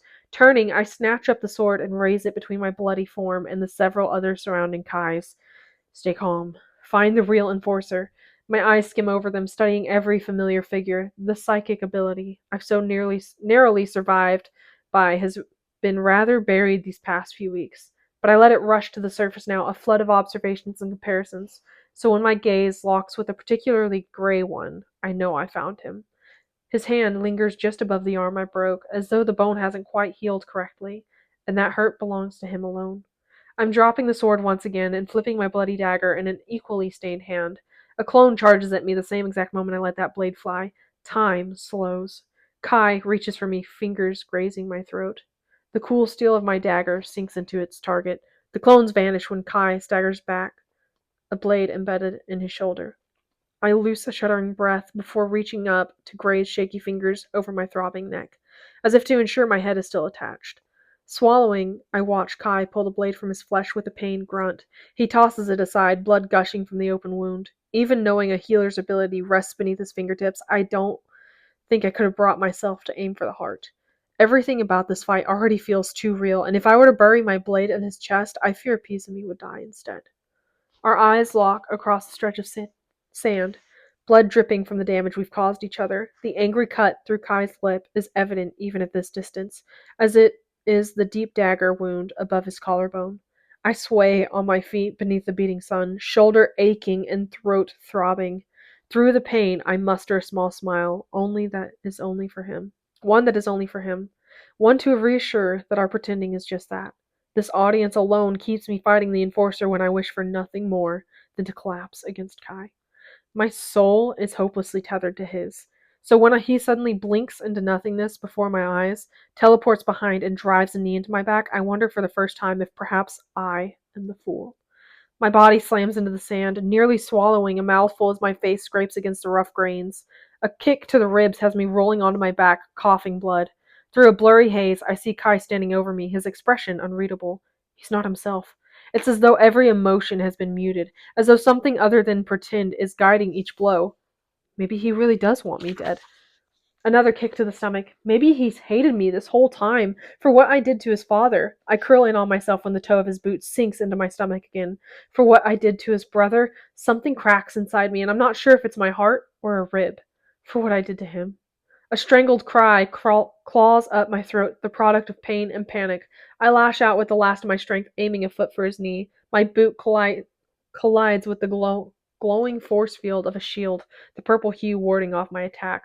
With wide eyes, I slowly lift my head, scared of what I will see on his face, and yet even more terrified that I will see nothing there when he looks down at me. The sun is blotted out behind his threatening figure, though its rays comb through that wavy hair like a halo, as though I'm staring at an angel of death. Since stealing those silvers from him on loot to fleeing this pursuit across the scorches, I've never feared him more than I do in this moment. It's the Enforcer who stares down at me, not the Kai I count. I know who's counted my freckles. It's the deliverer of death in this pit, not the man who would hunt down anyone who dared hurt me. Is this an order? Did Kit command him to kill me? Terror courses through me, an emotion I'm unaccustomed to when in Kai's presence. Rolling onto my stomach, I dig my fingers into the hot sand and abandon all dignity. Panting, I crawl away from him, tears stinging my eyes. A sudden sob slips past my lips, jolting my bloody body as I scramble away aimlessly. My shoulder aches as it strains to hold my weight. Blood drips from my neck to speckle the sand beneath. His shadow falls over me, and terror grips the heart that once felt nothing but love for him. He is devastation dressed with the shell of devotion. So this is it. In the end, an Azure will always choose duty, and my death has just become that. Laughter echoes all around, drowned out only by my racing thoughts. The elites holler at my cowering form. They chant for their Enforcer to finish me, and for the first time in my life, I don't fear death. I fear him. Dragging my fingers through the sand, I grasp enough to throw into the stoic face looming above. His shadow staggers back before my feet are suddenly under me, sand flying from my heels as I stumble away.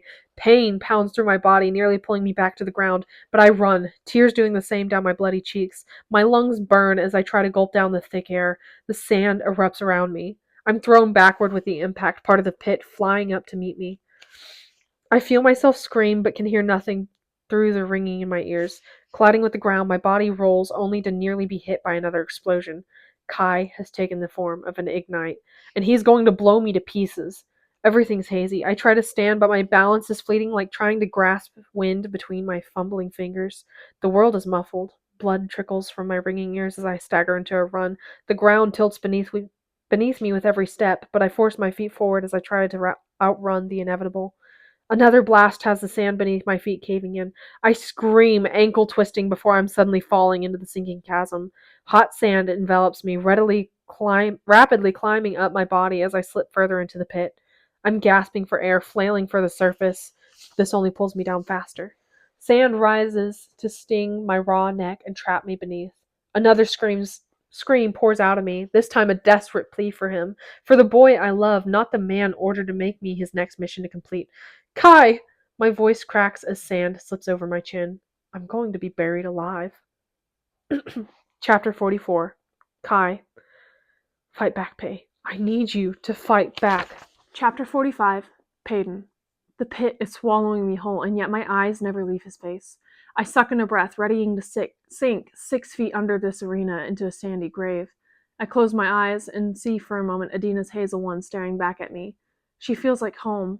I see my father, smile on his lips and book in hand. He feels like safety. The moment of peace is fleeting. An invisible hand is dragging me out of death's clutches. I burst from the sand, Kai's telegrip on me tight.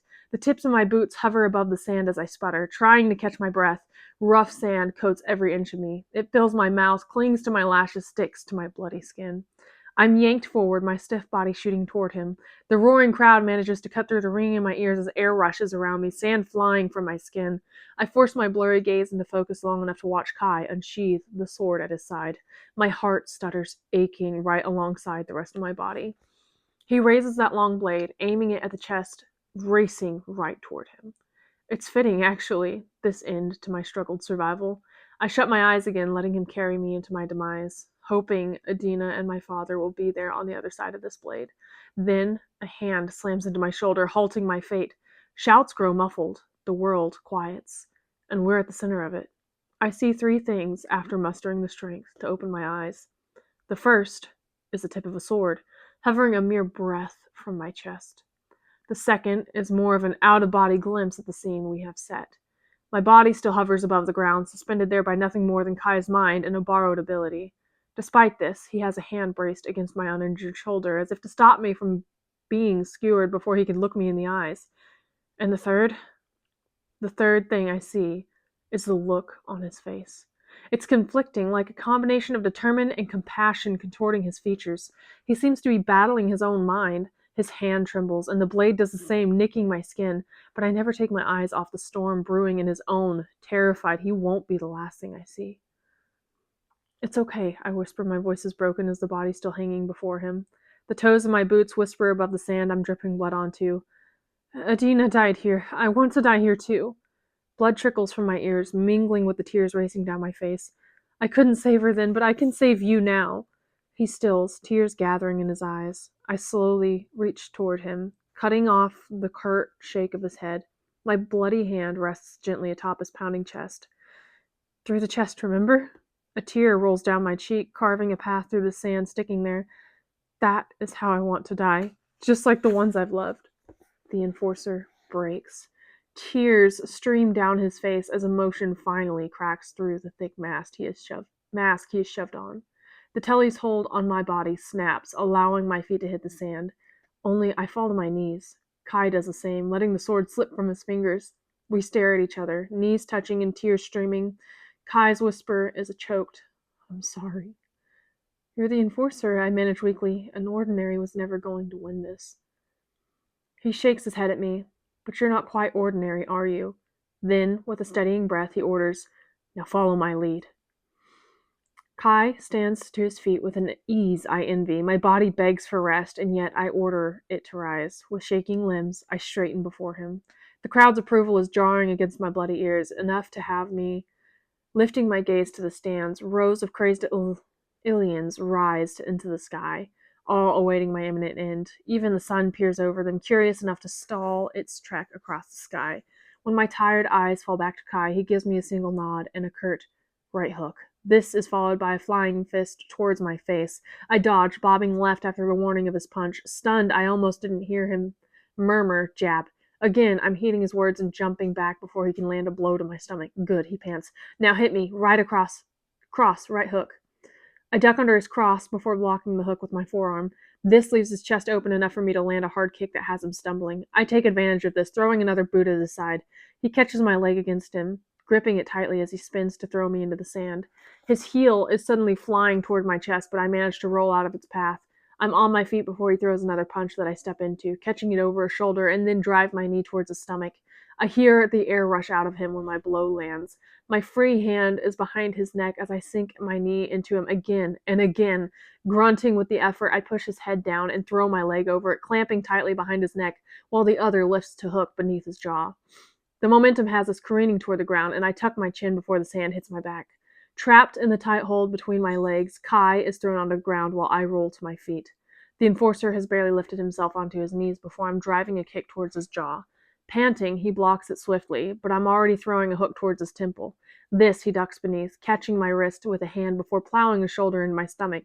My feet have suddenly left the sand. Within a single heartbeat, he's hooked a hand around my thigh and thrown me across his back. Standing, he tips backward, pushing my legs into the air in a crude sort of somersault that has me hurtling to the ground. The little air in my lungs leaves in a rush. I'm left sputtering at the sky, every inch of me throbbing. I barely notice Kai scoop up my forgotten dagger. Hardly care when he points it down at me. Come on, Peyton, he murmurs. Don't give up yet. My eyes drift toward that screen above the arena, finding my bloody face staring back. I look tired. So tired of surviving. For the first time, I want to be free of my fight. But for Kai, I give myself a demise worth remembering. My leg lifts suddenly, connecting with a hand holding my dagger. The impact has the weapon flipping from his fingers. Silver glints in the shining sun as my blade sinks into the sand beside me. I don't waste this sudden sliver of strength. My other foot hooks behind one of his shifting feet and tugs with every bit of might I can muster. Just as I had done to the king, I now do to his son. Kai crashes into the sand as I fumble for the dagger. I'm throwing a leg over him, straddling his body like I have so many times before. Weapon in hand, I loom over him, my victory a plunging blade away. Instead, I watch those gray eyes widen when I push the dagger's hilt into his palms. My fingers wrap around his, wanting to hold them one last time. The blade is aimed at my chest, inches from my pounding heart. It's okay, I whisper. I'm ready. I've been ready my whole life. He shakes his head, lifting it slightly from the sand.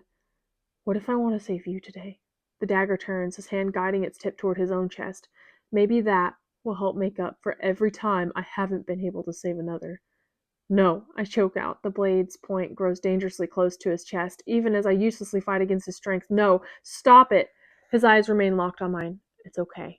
No, I croak, now grabbing his hands with both of mine. Tears blur my view of this sickening scene. Kai, stop! The dagger's tip meets his chest. I'm begging now. Please, Kai, I need you. It's okay, he repeats softly. It'll be okay. Just help me now. Tears stream down my face. Am I breathing? No, I won't! I try to pull my hands from the blade, but he lifts his free one, clamping it around mine. Steel pierces his skin. No! I struggle against him, trying to pry the dagger from where it's begun sliding into his chest with a sickening sound. No, please!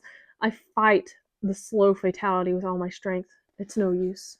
The blade sinks farther, springing bright blood from the deepening wound. My tears splatter into a pool of crimson, sobs tearing free from my raw throat. One last time, he whispers. It's okay. It was a good fight. And then the blade is buried to its hilt. I scream. It's the sound of my heart shattering. I can feel the drifting shards in my chest, piercing lungs that can no longer draw breath. I'm choking on disbelief, clawing at the slipping strands of a life I wanted with him. The finality of this moment is chilling enough to quiet the voices of thousands around us. No, no, no. My trembling hand presses against the wound, blood straining my palms and stinging my nose. Kai's eyes are on the sky, his gaze grown distant. Pull it out for me? Pull it out for me? His shuddering gasp is accompanied by a trickle of blood at the corner of his mouth. I want you to have it. I climb off of him, my body shaking as I shift to the sand. Gently, I lift his head onto my lap. No, I need you to heal yourself. I beg, voice cracking. Kai, you need to heal yourself for me. He manages a subtle shake of his head. I'm not very good at healing. His smirk is subtle. Not enough practice. A rough cough has blood spattering from his mouth. Besides, there's no way to heal this hurt. No. The word sounds so useless falling from my quivering lips. Help! I lift my frantic gaze toward the silent crowd. Somebody help me! I need a healer! My scream echoes through the arena, useless in the face of those unwilling to help. You're elites! The broken shout is met with silence. Fucking do something! I bite back a frustrated scream. At the plague, at elites, at my powerlessness. Looking down, I brace a hand against Kai's cheek. You're gonna be fine, okay? It's the same lie I told Adina in this very pit. You're my cocky bastard. I force a trembling smile. You can't let me win. His gray eyes blink blearily at me. Just this once. He laces sticky fingers between mine, his grip weak.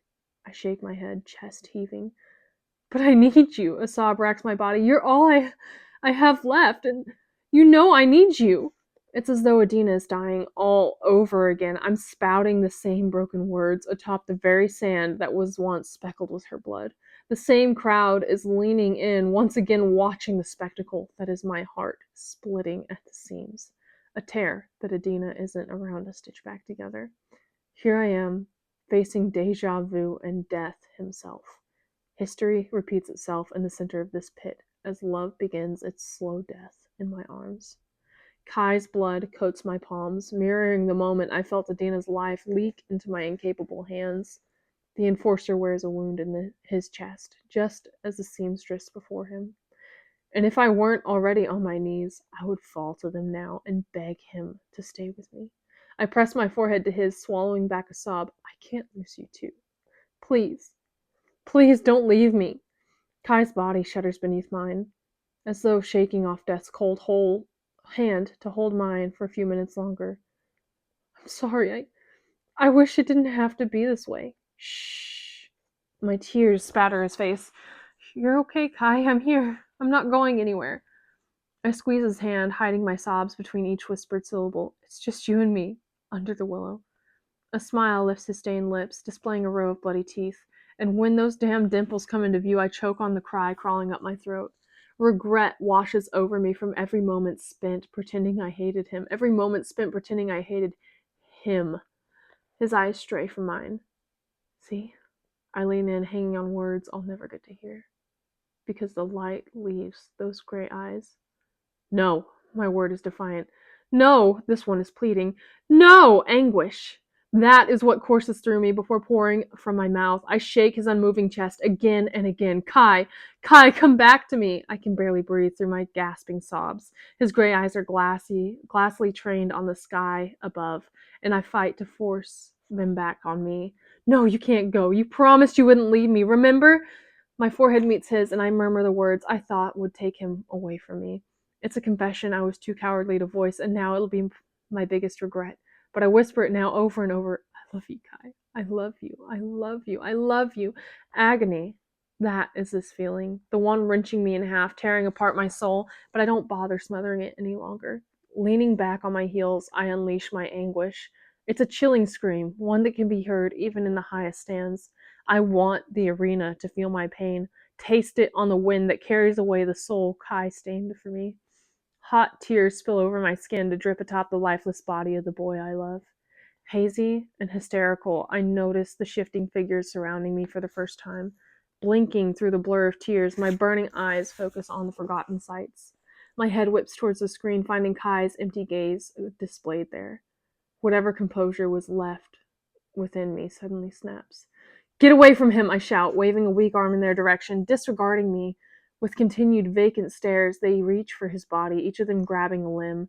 I snatch the discarded sword from the sand and swivel it between the four of them. My voice is lethal, crazed. Get away! This has them blinking, the action breaking their broadcast onto the screen. My arm shakes beneath the weight of the sword, but I don't dare drop it. Still, the sights begin to drag him away, leaving a streak of blood behind. No! I toss aside the sword, all my fight gone, to reach for his still body. He's being tugged across the sand, and all I can do is stumble after him. No, get away from him! I trip in the trail of his blood, falling to my knees. Sobs shake my shoulders as I watch the sight so carelessly yank him away. Please, I whisper into the wind. It smells of death, of ruin. I could almost laugh. That is what I was in the end. His ruin.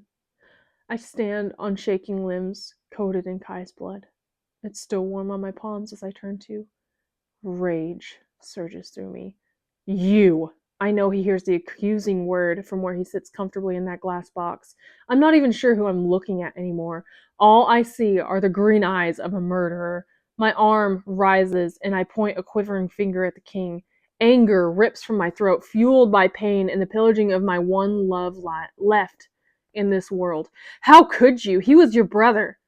Blood pounds in my ears, loud enough to drown out the sudden spark of murmur spreading through the crowd. I bend, wrapping bloody fingers around the hilt of that discarded blade once again. The sword drags through the sand behind me, its hilt pressed into my sticky palm. My steps are steadier than they should be as I march toward him, leaving a trail of blood in my wake. How could you? I scream again, my throat raw. Kit lowers his gaze, his head shaking slightly. Look at me! The demand rings through the arena, shutting the mouths of every gossiping elite. I stand there, a lowly ordinary, panting in the pit beneath him, and yet when I command, he obeys. Kit's eyes flick to mine, filled with a mixture of disbelief and despair. He takes me in, every grain of sand and drop of blood. How could you? An arm wraps around my torn neck, pressing a damp cloth over my nose. My knees buckle beneath me, my blazing eyes roll back, and for a short time I know nothing. Not even agony. Chapter 46. Kai. I am grief. I am sorrow. I am anguish alike. Chapter 47. Payton. Morning light has my heavy lids lifting. I sit up swiftly, my head and heart pounding. Gulping down air, I force my frantic thoughts to calm. It was just a nightmare. I blow out a breath, letting the foreign rush of relief wash over me. My gaze slides to the window and the bright sky beyond. Today is my third trial. Last night was a nightmare. I let out a shaky laugh before reaching to rip my blankets away from my sweaty skin. Something slams into me at the side of my hand. I can't quite identify it at first, not until my fingers begin to shake. It's that familiar agony, I realize.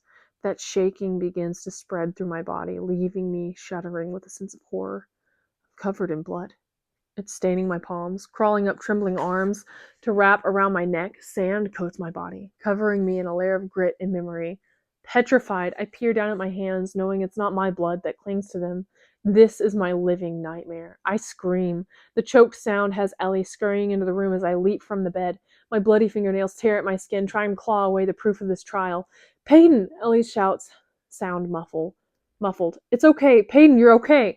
I whip toward her, tears streaming down my face. Where is he? Tell me it wasn't real, Ellie. My fingers dig into my shoulders as if I'm trying to shake the answers from her lips. Tell me he's not dead, please. I whimper. Please tell me this isn't real. Her mouth opens, then it closes. I back away slowly. No. Tears pool in her eyes. You've been sleeping for nearly a day. No. I whisper, my lip quivering. No, this is just a nightmare. Today is my trial. Ellie shakes her head. I'm sorry, Payton. My knees hit the floor. I held the dagger as it sunk into his chest. She holds me as I cry. I know what it feels like to kill him. Chapter 48. Payton. I sit in a pool of red. I'm surrounded by scarlet swirls, the tub stained with the remnants of my final trial. My gaze is red-rimmed and unseeing, fixed blearily on the wall opposite me. A soft hand wraps around my wrist. I don't fight the gentle touch, even as it lifts my limp arm from the tub's porcelain edge. A rough bar of soap then scrubs against my skin, back and forth, until the hardened blood loses its grip on my flesh. Back and forth, back and forth. I watch what is left of Kai drip into the water, and for the first time in weeks, I'm not repulsed by blood. In fact, I wish to cling to his. How are you feeling? It's the first shy string of words Ellie has attempted since I woke from my drugged haze. I can't say I blame her for the prolonged silence. It's a rather tame response to my reaction this morning. My tone is flat. I don't feel anything. It's not a lie, though I doubt I could muster the energy to tell one at the moment. My entire body is numb. Mind, soul, and shattered heart. I'm utterly hollow without his love to fill me. My scar is exposed, the bloody water lapping a soothing rhythm against it. I don't need to look at Ellie. I can feel her wide gaze trailing over it. Even more concerning is the fact that I can't find it within me to care. She lifts a cloth to my ear, wiping tenderly over the dried blood that's poured from it. I'm reminded then how eerily quiet the world was when I awoke from the dizzying drug. Gone was the incessant ringing from the explosions, leaving me with nothing to drown out my screaming thoughts. The assortment of wounds I'd collected from the trial had vanished. Broken ribs were restored. Sliced skin sewn back together, the burn on my wrist healed. But I would give anything now to have that handprint branded back onto my skin. Nothing but the mingling of my and his blood remained. I clear my throat before trying again. I'm sorry about this morning. Sympathy pulls at Ellie's delicate features. I hate that look. The same one I would see thrown around the slums, mothers saddened by the sight of their forgotten child. The fortunate disheartened by those of us sleeping on the streets. Only the weak earn that expression, the foolishly broken-hearted. And I have been that my whole life. You weren't yourself, she reassures. I knew you'd be scared when you woke up. I let out a bitter scoff that has her stilling. I wasn't scared, Ellie. I was broken. Because I let myself hope. She swallows. And now? My empty gaze meets her concerned one. I'm angry. The king's green eyes flash before my mind. My hand curls into a fist, fingernails biting each palm.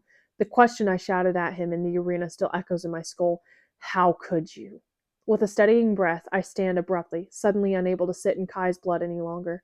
Wrapping a robe around my scrubbed skin, I turn demandingly toward Ellie. I need to speak to the king.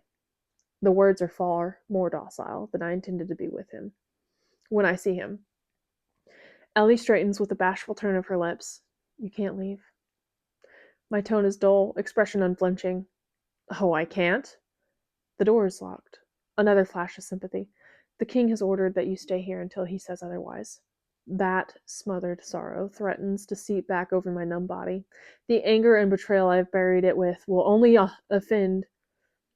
fend off my suffering for so long. No, I need my rage, my distraction, my king to answer for what he's done, because without that I am forced to face a life he is no longer in. Ellie, I say slowly, I need to get out of here. Peyton, she chews on her lip uneasily. I can't. I'm sorry. I clear my throat, attempting to ignore the lump growing within it. Do I at least get to eat while I'm locked in here? Oh, yes, of course. She scurries to the door that I desperately wish to walk through. I'll go get you some food from the kitchens. With a knock and verbal verification to the Imperials outside that she is not their prisoner, a series of locks click open. Ellie then slips from the room, allowing a sliver of the world beyond to spill inside this cozy cage. I've barely glimpsed the guards decorating my door before a gloved hand is slamming it shut, the thud following a turning of locks that makes me wince. I stand there, shivering as water drips from the ends of my short hair to splatter the bare collarbones beneath. Swallowing, I stare at the empty room. An unsettling coldness sweeps through me, as though despair itself drags a finger along my bones. I am utterly alone. There is nothing left. Not within myself or the world beyond. Trapped in this room, I am forced to face reality, forced to face the gaping loneliness within me. My very being is decaying, and love is the culprit. Love has killed every person I care about. The walls begin to close in all around me. No, I whisper to my betraying mind. Please, no. The plea is promptly ignored. My lungs constrict, squeezing my shattered heart until it aches. I'm suddenly panting at the feel of claustrophobia clutching my body. I shut my eyes, trying to block out the world that wishes to smother me. It's no use. I need to get out of here. Stumbling to the door, I slam my shaking fist against it. Let me out, please! Silence. I can't be in here any longer. My voice cracks beneath the weight of my mind trying to crush me. Please! I pound against the door as the walls continue their steady suffocation. I'm struggling to breathe. My forehead tips against the door smooth wood as I choke. Let me out. I can't do this. The walls crawl closer. My fist hits the door with one final thud. I turn slowly, letting my back slide against the wood until my body hits the floor harshly. I can't do this, I whisper. Tears well, stinging my sore eyes as I pull trembling knees into an aching chest. I'm little more than a shell of a girl sitting among ghosts. My father sits beside my shaking form with a comforting hand on a knee, the exact color of his eyes fading from my memory. Adina rests her head against my shoulder, crooked bangs falling into a soft, honeyed gaze. But Kai? Kai stands before me, so strong and stunning. I can almost hear his voice, the sound distantly ringing from the depths of my mind. Where is she? It's so familiar, so real. Where the hell is she? I straighten at that growling voice, scared of my own deceiving mind. It's not real. He's gone. Heavy footsteps echo beyond the wooden door I'm slumped against. I shake my head angrily, tears spilling down my face. He's gone. Just like everyone else. I killed him. Move aside or I'll make you. My hollow, broken heart stutters at that command. It can't be true. I can't let myself believe this, and yet I scramble to my feet, palms pressed to the door that separates me from hope. I mutter, Kai? The muffled shout that returns has me laughing through a disbelieving sob. Pay! I shove away from the door, my heart pounding at the presence of its other half. Your Highness, we have strict orders from the king to... The door flies from its hinges. As it falls to the floor with a thud, there's nothing left to separate me from the ghost behind, not even death itself. Our gazes meet. Smoke meeting fire, life meeting the walking dead. He stands there, so perfectly intact. His chest heaves, free of my dagger and the bloody handprints I left beside it. A storm brews in his gray eyes, so unlike the last time I saw him glassily pinned on the sky above. Everything about the enforcer is impossibly exactly how I left him the night before that final trial. I can't seem to move. Afraid this is some cruel dream, some phantom that will slip between my fingers, but then his eyes are welling with tears. Familiar lips are pulling into a relieved smile, those dangerous dimples framing it. Kai's words are choked. I heard you killed me? That is all it takes to have my feet tripping over themselves. I am more than his shadow. I'm a moth to his flame. A sob swells in my throat, bringing hot tears to my eyes. I can hardly see through the blur of disbelief, but still I race toward him. He doesn't hesitate before striding across the room, heading right for the stand that helped kill him. Right for the hand that helped kill him. I trip into his arms before my knees can buckle beneath me. My hysterical laugh is muffled against his tunic, face buried above a heart that beats wildly. He's alive! He's alive! I feel his arms tightening around me, and so the feeling of his arms tightening around me is so familiar, so seemingly right, that I cry harder at the thought of truly losing him. Alive. He is so stunningly alive and strong and standing for the both of us. Kai's chest shudders against me as tears leak from his eyes, same as mine. I pull away slowly, scared that I might startle back to reality and find him to be nothing more than a figment of my grief. But nothing this exquisite could ever be imagined. My trembling fingers brush his face, and whispered touch has Kai's eyes fluttering closed. A tear slips down the sharpened planes of his face, colliding with my fingers. I shake my head while struggling to speak past the lump in my throat. How are you here? My voice's cracked whisper. I watched you die. His hands slide down my body as if to ensure I am real as well. I'm sorry. I'm sorry for everything you were put through. I don't care. I cup his face, my own earnest. I don't care as long as this is real and you are alive. This is real, he almost laughs. Not pretend, not ever. I nod and press my palms to his neck as a smile pulls at my quivering lips. I just don't understand. My dagger. I felt it slide into your chest. My fingers trailed down to his chest, finding no trace of the blade that was once buried there. I know. His voice is suddenly icy as the eyes flicking between mine. I wouldn't have let it happen, but I was drugged that night before the trial. My mouth falls open. What? I was supposed to sleep through the trial. The healers locked me in my room. A muscle flexed in his cheeks. The cheering from the bowl woke me up, and I knew it was you. So I fought off the drug and stumbled to the arena. Imperials held me back before I could get in, but I saw Peyton. I saw you fighting myself, and it... His voice breaks. It destroyed me. I tried to push my way to you, but the drugs weakened me, and I just stood there while you fought for your life. Fought me. His rough hands cup my tear-streaked face. You almost died thinking it was me who killed you, thinking that I would ever lay my hand on you again for any reason other than a caress. I told you I would never fight you again, but there I was, hurting you like I promised not to. Shh. It's difficult to talk through the emotion clogging my throat. It's not your fault. You didn't do this. He nods. I melt against him. Memorize this moment because I thought we wouldn't have it again. He runs a soothing hand down my back, chin resting on my hair. It looked too real, like I was watching myself lose control, he finally whispers. His voice breaks. Pulling back, he cups my face with trembling hands. Gone is the enforcer and every mask that accompanies him. This is Kai alone. My fool and my love. I couldn't save you. Not even from myself. He nearly chokes on the words. Forgive me. Please. I shake my head at him. There's nothing to forgive because I'm crying again. It seems that I haven't stopped in days, but possibly for the first time in my life, it doesn't make me feel weak. This is relief that pours from me, a mingling of happiness in his presence and fear at the admittance in my throat. Kai, my feet leave the ground for a moment before landing atop his. I laugh through the tears, propped on his boots just like I had been when it was a chain tethering us together, not something far more unbreakable. His arms twine around my waist tightly. Tell me, Pei. Swallowing, I force out a string of words. I watched you die in that arena. I watched my dagger sink into your chest with my hands wrapped around the hilt. And then you were slipping away. I blink, gaze blurry. And I hadn't even said the 3 words I was so sure would take you away from me. It took your death to find my courage, and by then you were gone. My voice trembles, cracks, crumbles with my composure. But I can't wait for another tragedy.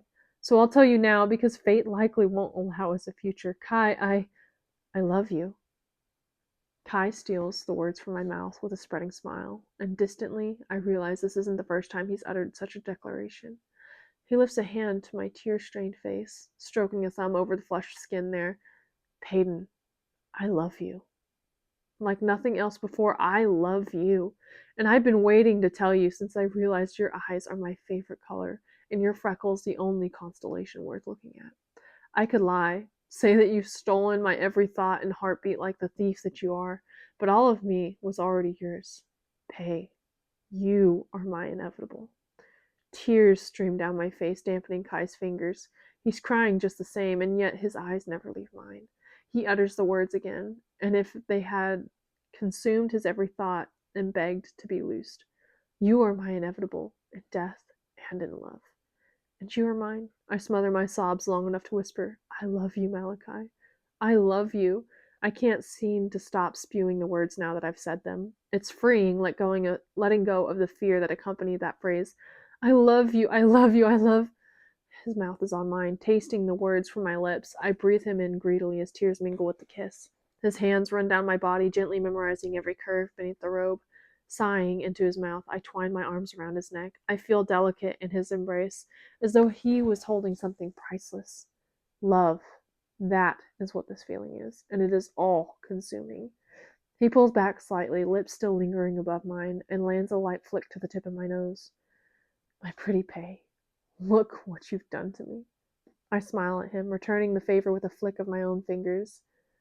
I could ask you the same, pretty prince. My gaze shifts to a pair of heels sitting innocently beside my wardrobe. You already told me you loved me, didn't you? A smile tugs at the corner of his mouth. You seemed more interested in the shoes I'd found discarded on the dance floor. I nod at the vague memory. You carried me to my room. Well, you were becoming quite the tripping hazard on the dance floor. My throat is dry. I swallow thickly. You love me. Then, his hand cups my face. Now. My lips brush his. Always. And I'll find your shoes for you in every lifetime if you allow it. We stand there, held in each other's arms for several silent moments, but that is all it takes for the questions to creep back toward the forefront of my mind. So when a shadow of confusion crosses my face, Kai asks, What is it? Kit knew it wasn't you in that arena, I murmur. My eyes fall to his unscathed chest. So who did I kill?